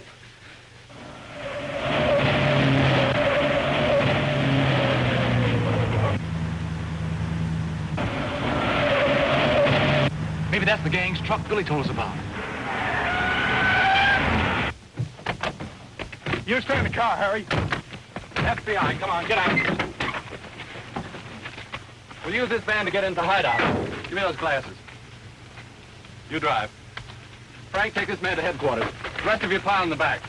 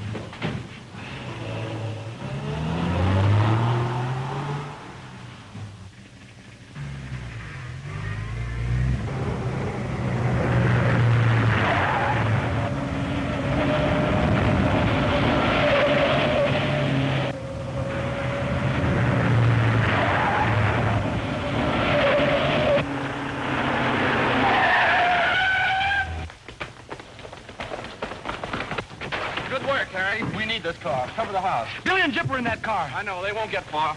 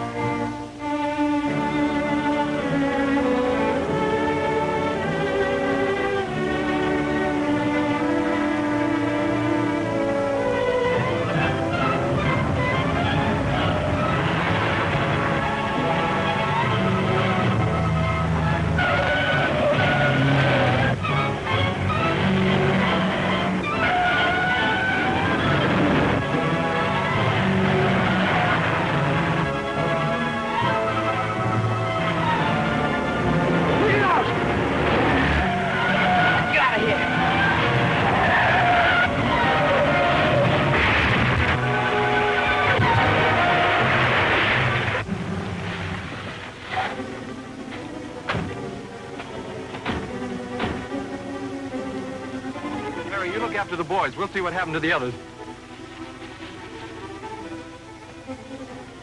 Chip, Billy! Are you hurt? No, I'm all right. Ah, speak for yourself, will you? I'm killed. What happened to the torches? I don't know, but we'll find out. Well, come on, let's go. Boy, they certainly fixed that car. I'll say they did. How'd you boys make out? Great. I won't know till tomorrow. Even if they were alive when the car hit the water, they'd be drowned before we could get to them. Nothing we can do. You stay here, Duke. I'll send some of the boys to help you recover the bodies. Come on, fellas, I gotta get to the hideout.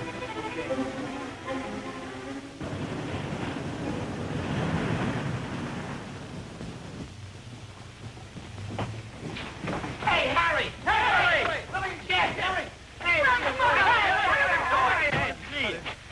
We certainly busted up this joint, all right, didn't we? Yeah, boy. Well, we got these men on a lot of record. That ought to give us some information. No other prisoners? No, they were prepared for a quick getaway, and they made one. Did you see Colonel Barton, my father? Torch gang took all the prisoners with them. All right. Watson, you and Harris take these men back to town in the van. Dane and Scott, follow the river road south until you meet Duke. Take the bodies out of the wrecked sedan, fingerprint them, and take them to the morgue. Harry. Yes, sir. Take my car and run the boys back to town. Drop in the office in the morning. Okay, sir. Boys, I want to thank you all for your part in breaking up one of the strongholds of the Flaming Torch. We ain't through with those torches yet. Yeah, we'll get it. Let's go. Come on, let's go. Well, Harry, his junior G-men, Billy and his boys seem to be measuring up. They sure do. When I left him yesterday, he said he was working out a plan to run down all the torch gang. Did he tell you what the plan was? No, he just said to come by his place today and he'd have it all mapped out. Okay, report to me if you get a lead. Okay, sir. Come on, Midge. Now, look, you see this street here? It's up to us to get there. What about here? No, we're not doing That's that. three more match from the gas station. Here's one Okay, for now you. take 'em out and Let's get up here with me. Where are we patrolling? Right over here. See about, it's 150. See what it is, will you? 158th Street over here. Got it? Hey, Harry and Mitch. Okay, Harry. Harry. Yep, we got all our plans mapped out. Oh, that's great. Now, here's exactly what we do. We know most of the torches by sight. We split up into teams, cover the town. We keep in touch with Midge by telephone at your office. That's swell. Now, if we spot a torchy, we phone Midge, give him the exact location, he calls the FBI, and they come to the right spot. That's great. All right. Good. Chip and Terry, you cover this district here. Right. Sailor and Buck, Yeah? you get this street over there. Now, Lug, right over there. That's your spot. And you and I'll double-check all the districts in my car. So, let's go. Come on. Take your match with you. Come on.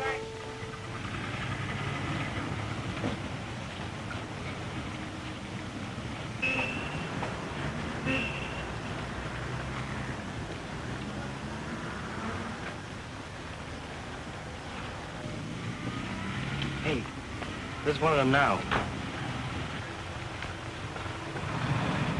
Let's get him. No, we better phone Midge first. Ah, forget about Mitch. There's only one of them. We can handle him. Come on.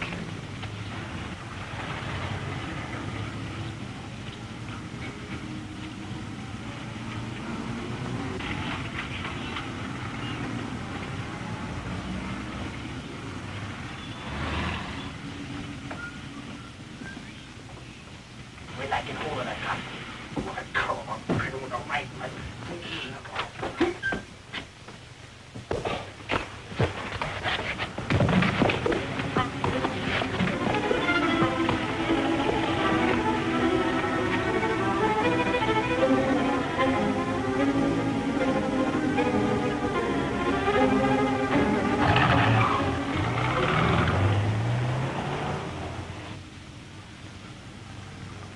I told you we should have called up Midge. Now that crook got away. Ah, that guy didn't fight fair.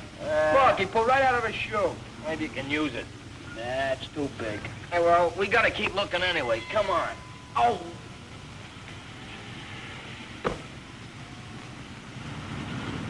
Hey, there's Billy and Harry. Hey, Harry. Any luck? Yep.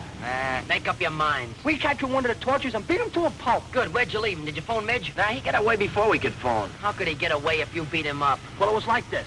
I had a death grip on that crook's foot when he pulled it right out of his shoe. If you'd followed our plan, we could have caught that gorilla. What did you do with the shoe? I threw it away. Well, whereabouts? We've got to find it. I know where it is. Come on, jump in. Yeah, hurry up. What are you gonna do with that old shoe? We're taking it back to the laboratory. There's no telling what you may find on it. You ain't kidding.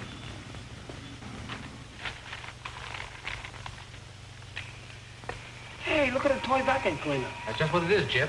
Only we collect the dust and the clean filter paper. It's too bad there's no mark on the shoe to indicate where it was purchased. But this may bring out something. Well, I guess that's all we need now. Go ahead, Davy, and make the cast so we can duplicate the shoe print. Right.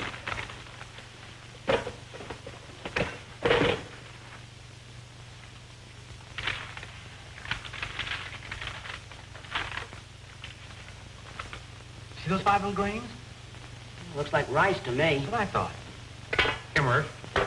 Go down to the store and get 5 cents each of every kind of rice they have, and be sure to mark the bags. No sooner said than done. Can that chatter go on?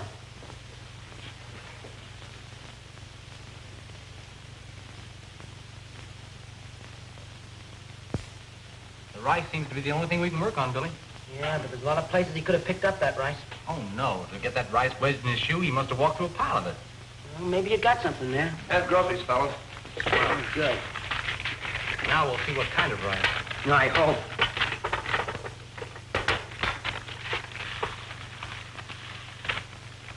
What kind is that? Number 1. Well, those are round, aren't they? Yeah. Filling it up. Number 4. That's the crown.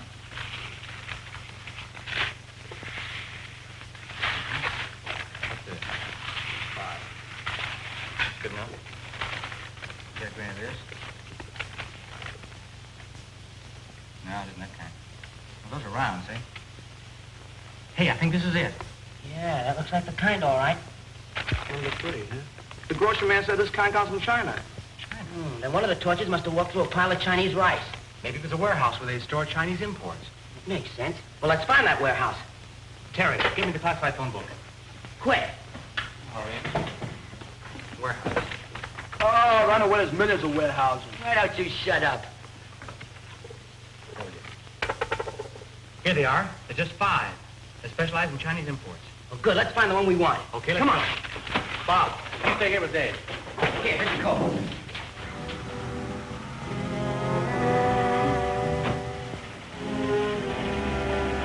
Well, that's the last warehouse on the list.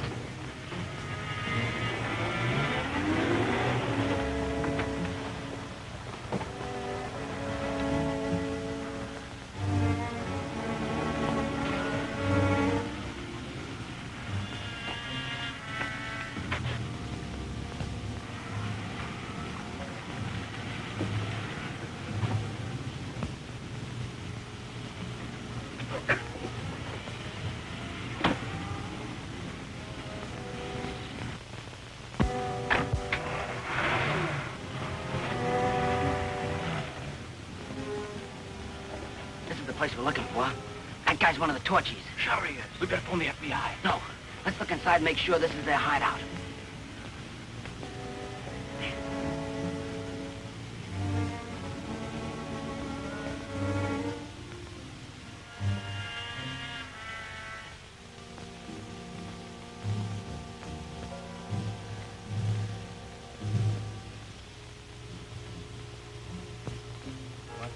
Some say.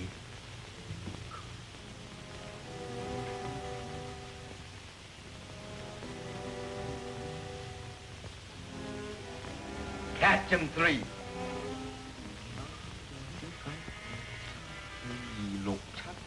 Pretty spooky place, ain't it? Yeah, gives me the creeps.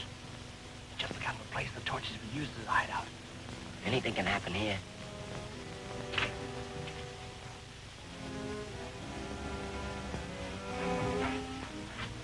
Hey, look. This is where that torch picked up the rice in his shoe. Say, that scientific stuff of yours is pretty good. Gave us a good lead.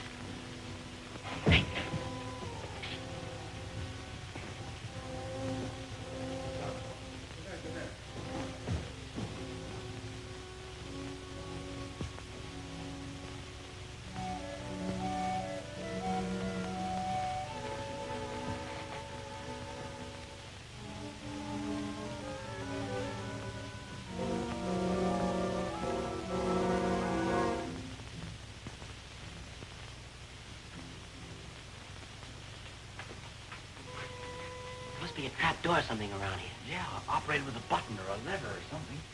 Well, let's go find it. No, wait. We're sure now this is their headquarters. We ought to notify the FBI. You're right. Look, Jim. You get to the nearest telephone. Call Harry's uncle. Tell him to bring the whole FBI down here. Got me? Ah, right, Miss Olaf. Go on. Come on, let's start looking for it.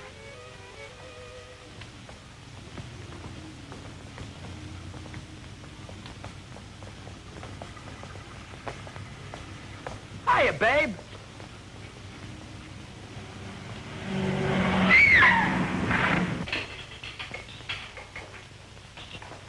Dirty hit-and-run driver. I'll get a doc for you. What happened? Oh, car bumped him. You help me get him inside. Come on.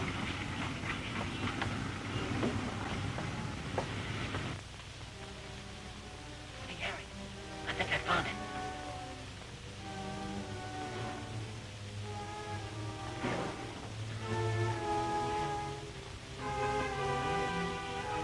Think we ought to go down?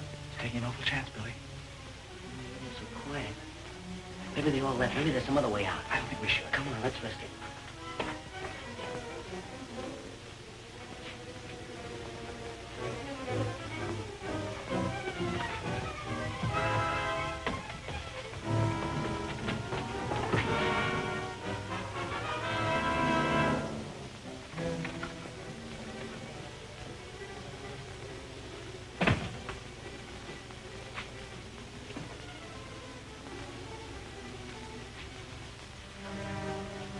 Barton, you should realize by now that in less than a year's time, the Flaming Torch will be the most powerful organization in the country. No, that's absurd. The whole basis of your scheme's wrong. You're mistaken. And if you'll cooperate with It's us... no use, Edward. My allegiance to my country can't be bought. That's my dad. I'm gonna go in there and... No, you'll spoil everything. This may be your last chance, Barton. I've heard death threats before. What you people want is my formula. And you can only get it from me while I'm alive. It's coming out. Eat it.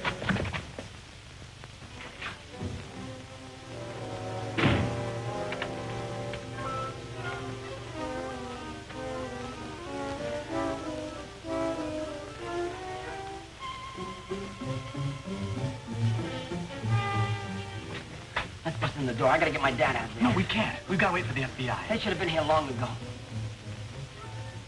Well, it didn't work. He knows the strength of his position. Nothing must stop us from getting possession of Barton's formula, that explosive. We've proved it to be the most violent, the most deadly weapon yet invented. With it, our success is absolutely certain. Hey, you.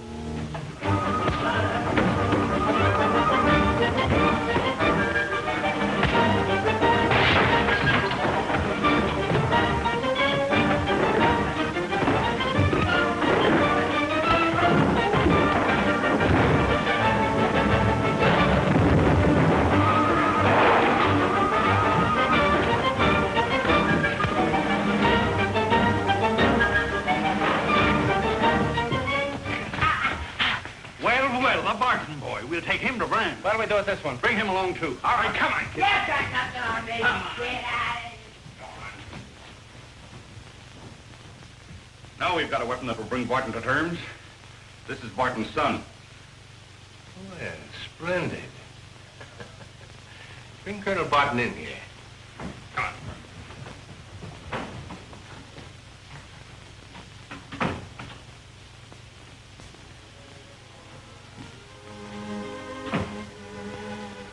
Barton, you wouldn't believe me when I told you we had your son. There he is. My son.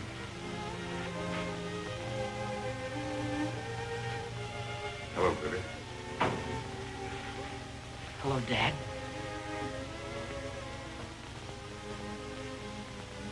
Lots to talk about, haven't we, son? Well, you'll have plenty of time for a family reunion, Barton, under more comfortable circumstances. Provided, of course, you're ready now to give us your formula. My loyalty to my country remains unchanged. Even if this alleged loyalty endangers the life of your son? They're just trying to throw a scare into you, Dad. These guys are all yellow. I'm not so sure, son. Murder is right in their line. Well, that's where you're mistaken, Barton. We never kill unless it's absolutely necessary. But this case calls for special treatment. We have an old and very unhealthy dungeon in this building. We shall confine your son there without food or water until you are ready to give us your formula. All right, Van, you win. I'll give you my formula. Now, you're being intelligent, Barton, and you won't regret it. Don't do it, Dad. Don't sell out to these guys to save my life.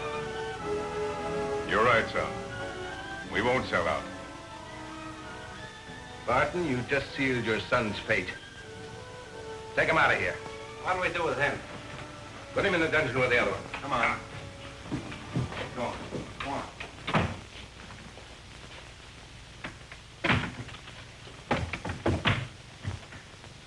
I can't understand why the G-Man haven't come. Something must have happened to Chip. How's the kid? He's been sleeping ever since the doctor gave him that medicine. Oh, that's good. You heard the doc say that if we'd let him rest, he'd be all right. Yeah, but he ain't resting now. He started twisting around in his sleep, muttering, telephone, telephone. I think we ought to get him out of here. Ah, leave him sleep. Doc knows his business.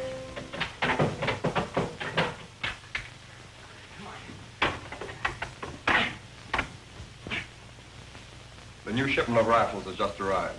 I'll have the men move them down to the arsenal. Yes, sir. I think we can make it after we get this one out.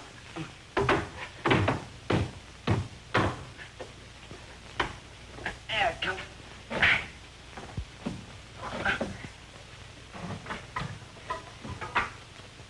Here we go.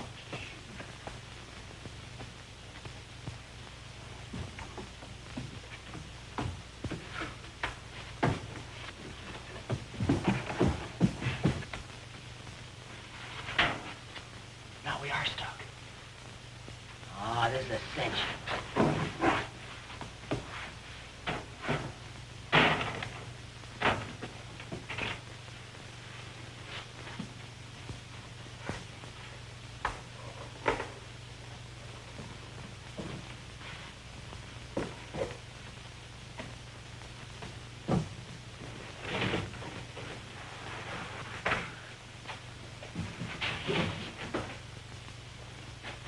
Now where are we? I don't know. We're not any better off than the place we came out of. Looks like we're at the bottom of an elevator shaft. Hope that crate ain't working.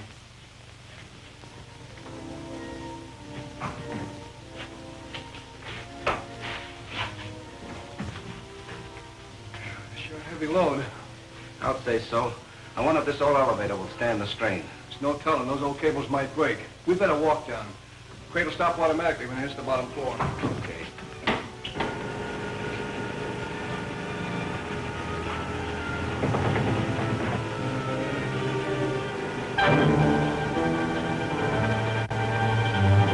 That crate's coming down. We'll be crushed to death. Onto the air then. We haven't time.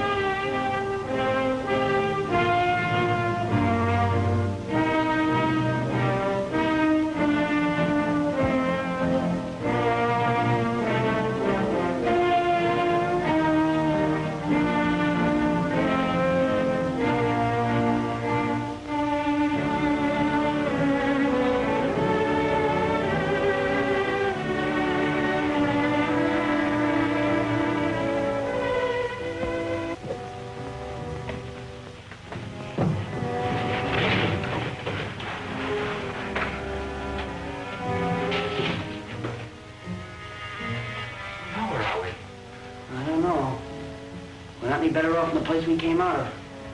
Looks like we're at the bottom of an elevator shaft. Hope that crate ain't working.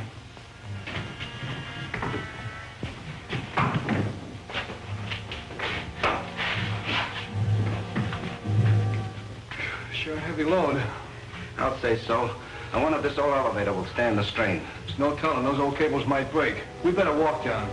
Crate will stop automatically when it hits the bottom floor. Okay.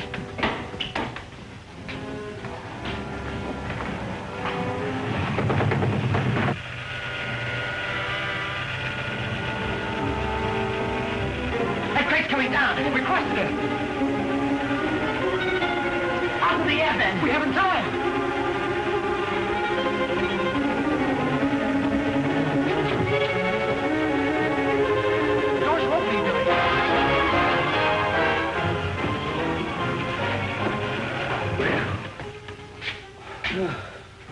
Hey, what raised the door? It must be automatic.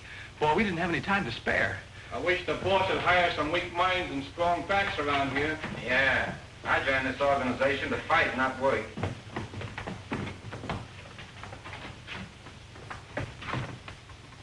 What do we do? We gotta jump those mugs. That's no good. We'd have the whole mob on our necks before we could do anything. You know, this place gives me the creeps. Yeah, I keep hearing funny noises too, but whenever I turn around, I never see anything. Okay, let's sneak up the stairs.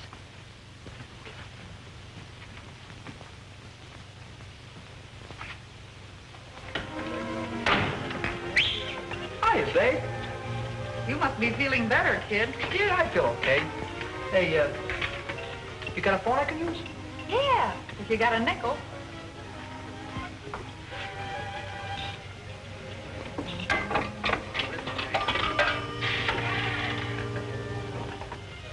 Hello, operator. Hey, operator. Give me the FBI. Yeah, the Federal Bureau of Investigation. Let's find a hideout of the Flaming Torch. Hurry up, will you? I'm in a hurry. I gotta get hold of them guys. Hang up, kid. I'm an FBI agent. What's trouble? Yeah, you know Jim Bradford? Why, sure I do. He's my boss. Yeah. Gee, am I lucky. I got a car outside. Come on and tell me all about it. Okay. Hey, let me get my slug back. Me and my mom, we found at Torch's headquarters. Great.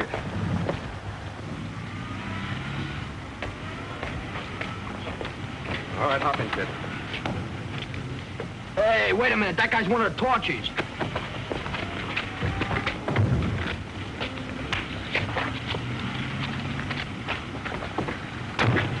That one of Billy Barton's gang? Yeah, he was phoning the FBI. Take him to Brand, quick. All right, hop in. No, I'm going back to see the girl. She might have a line on the Barton kid. Right.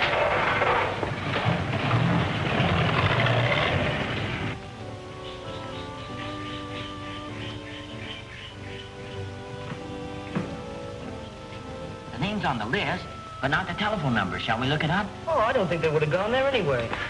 Hi, fellas. Hi. Any word from Billy yet? No, and we should have heard from him before this. Yeah, they were supposed to call. Hey, maybe they got in a jam or something, huh? That's what I've been thinking. Look, I've got a list of all the likely places. Shall we go look for him? Nah, you better stay by the phone. Hey, we'll take the list and we'll call you when we find him, okay? Okay. Come on, Lug. Hey, now don't forget to call. We won't.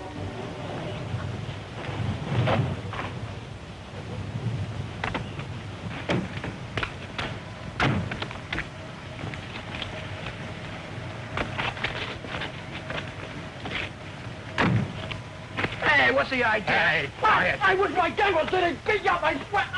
I'll get in with you, son.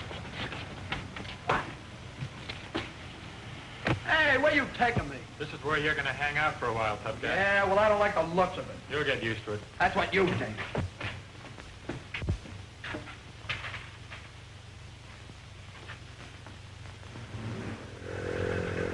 All right, are you going to walk down or be knocked down? That's a wise guy. If I didn't know you had a couple of guns on you, I wouldn't do neither one. That's Chip talking.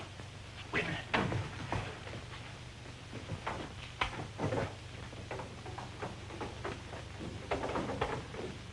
This way, you. Take it easy, you big stiff.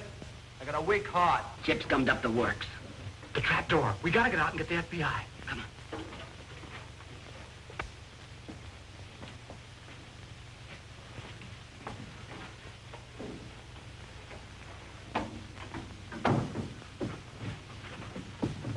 There must be a hidden button that opens it. What are you trying to kill me or something? Let me do you. Choke him. Oh, shut up, will you? Hey, Evans outside. Yeah, okay, go on in.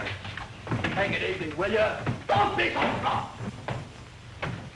Shane picked up this kid trying to call the FBI. Yes, we've had a report already from Shane about it. He says no information was given to federal officers. Yeah, that's what you think. My pal Billy Barton put the finger in this place hours ago. Right now, Billy's at the FBI office spilling everything. Right now, Billy Barton and the brat with him are prisoners here in this building. So what? We got out of your other dump, we get out of this place too. Go on, lock him up. In the dungeon with the others? No, one of the smaller rooms. Outnumbered. Now, wait a minute. Oh, I don't believe there's any hidden button. What's got to be Billy? Let's get out of here. If they catch us up here, we're cornered. Come on.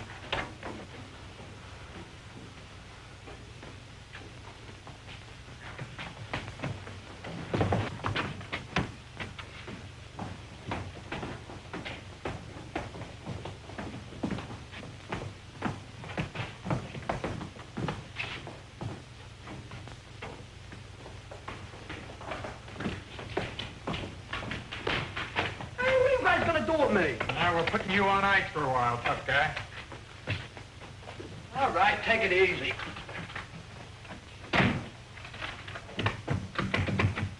Let me out of here, will you? Glad when we get these brats out of circulation. Yeah, give us more trouble than the coppers.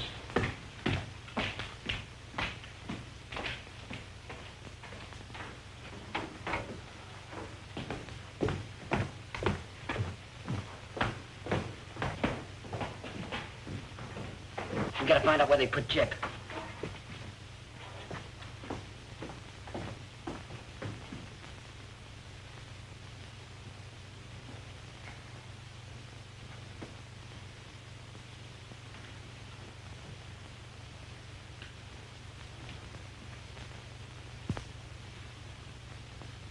You gonna let me out of here? Chip. Billy! What happened? Why didn't you bring the FBI? I was phoning them. One of the torches grabbed me. Okay, can the alibis. We gotta get him out of that room. I have an idea. This door has 10 hinges. Chip! Yeah. Have you got that big knife of yours? Sure, but what good's it gonna do me in here? Pry the pins out of the door hinges. They're probably rusty, but keep at it. And when you got them out, we'll push the door down in from this side. Yeah, that's a good idea.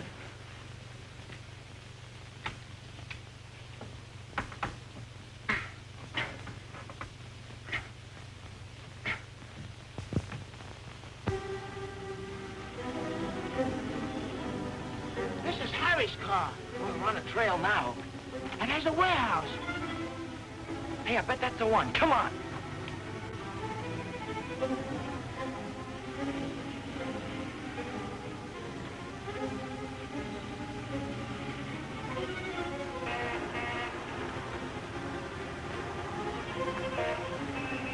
Look at them labels. That's Chinese junk, all right. Maybe the torches got Harry and Billy. Hey, we better phone Midge. No, not until we're sure. We better give this place the once-over first.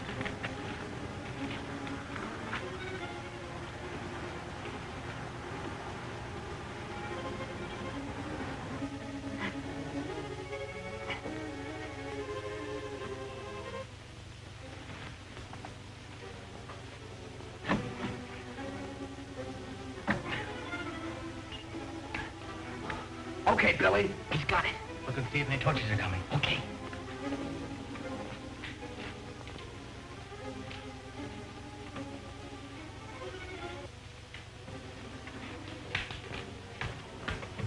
Nobody there. Put your shoulder there. All right.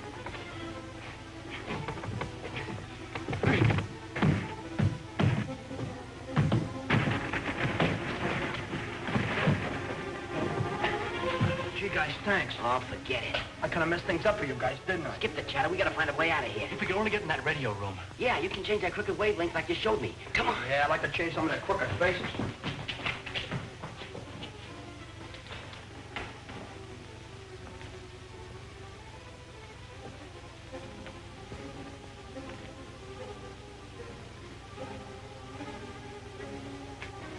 Why'd you buy fun? Nothing, we're just thinking of buying a dump. Hey, torches! Hey, Oh.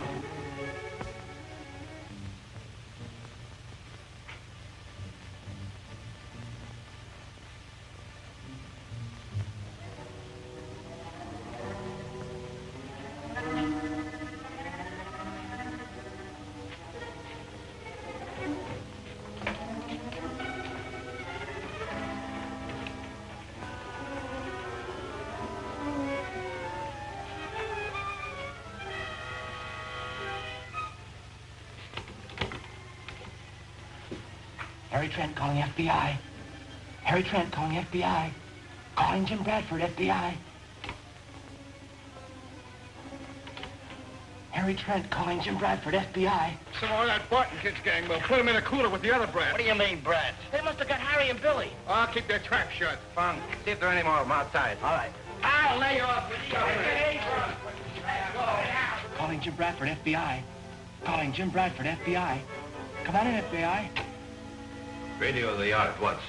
Tell Captain Galt that Colonel Barton and his son will be placed aboard to be taken to the islands today. Yes, sir. Wait. How about the boy with young Barton? Berg says he's the head of the junior G-men. Send him along with the Bartons. Calling Jim Bradford, FBI. Get out of sight.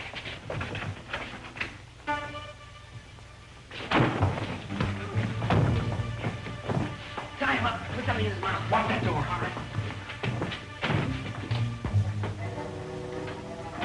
Harry Trent calling Jim Bradford. Harry Trent calling FBI. Come on in, FBI.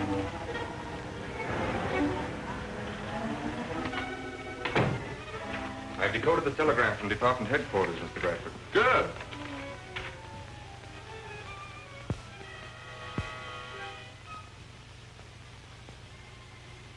Calling Jim Bradford, FBI. Calling Jim Bradford, FBI. FBI office, come in. Calling Jim Bradford, FBI. Calling Jim Bradford, FBI. Get this, Bob. Harry Trent calling FBI. Harry Trent calling FBI. All right, Harry, come in. I got him. The Torch Gang is holding us prisoner in the basement of their headquarters, an Oriental warehouse. What's the address? The big warehouse just west of Southern Marine Streets. All right, Harry, we're on our way. Duke and I will take what men are in the building, round up the others, and send them along. Come on, Duke. The G-men are coming. Let's get out of here. Yeah, but how? We tried to get to that trapdoor once before, but we couldn't. Where's Harry and Billy? Yeah, what you doing up? You'll find out. This'll keep these mugs from getting in our hair anymore. Hey, they ain't here. They escaped. We gotta get to Brand quick. Come on. Hey, give me anything called stop shoving, will you?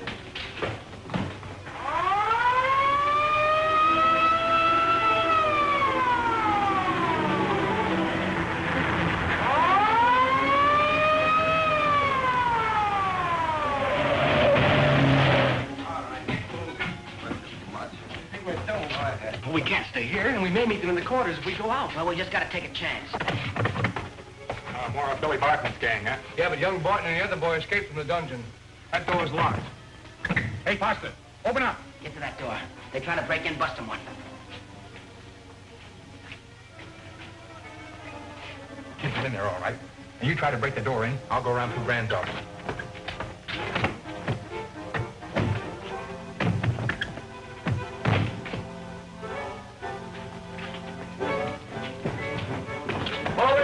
Don't touch that. Come on, lead the way to the basement. Come on, quit stalling.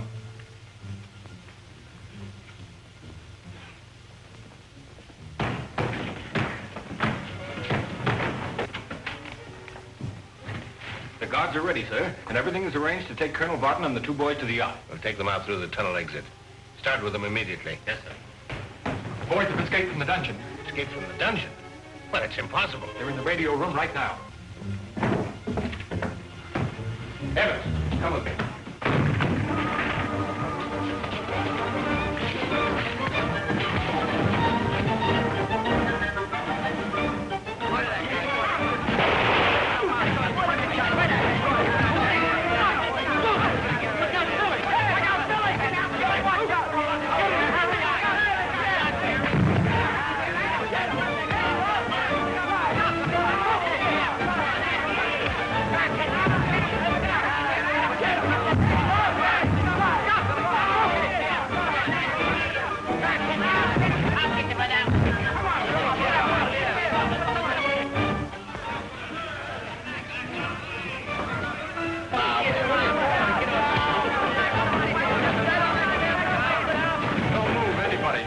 Cuffs on them.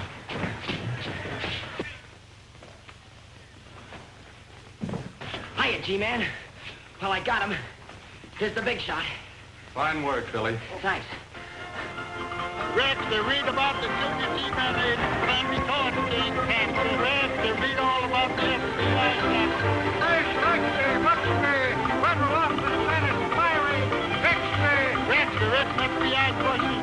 The Federal Bureau of Investigation commends the Junior G-men for their splendid work in crushing the conspiracy of the pernicious flaming torch. And compliments the Junior G-men on the splendid group of new recruits headed by Billy Barton, who so ably assisted in running down this pernicious gang, and is signed by the Home Office of the FBI. Hello? Oh, just a minute. It's for you. Thanks. Hello? Oh, yes, Dad. Mm-hmm. Sure. Oh, boy, that'd be great. Don't waste any time getting over here. So long, Dad. Guess what, fellas? What? My dad's coming over with Jim Bradford and Duke, and he's bringing over a whole carload of eat.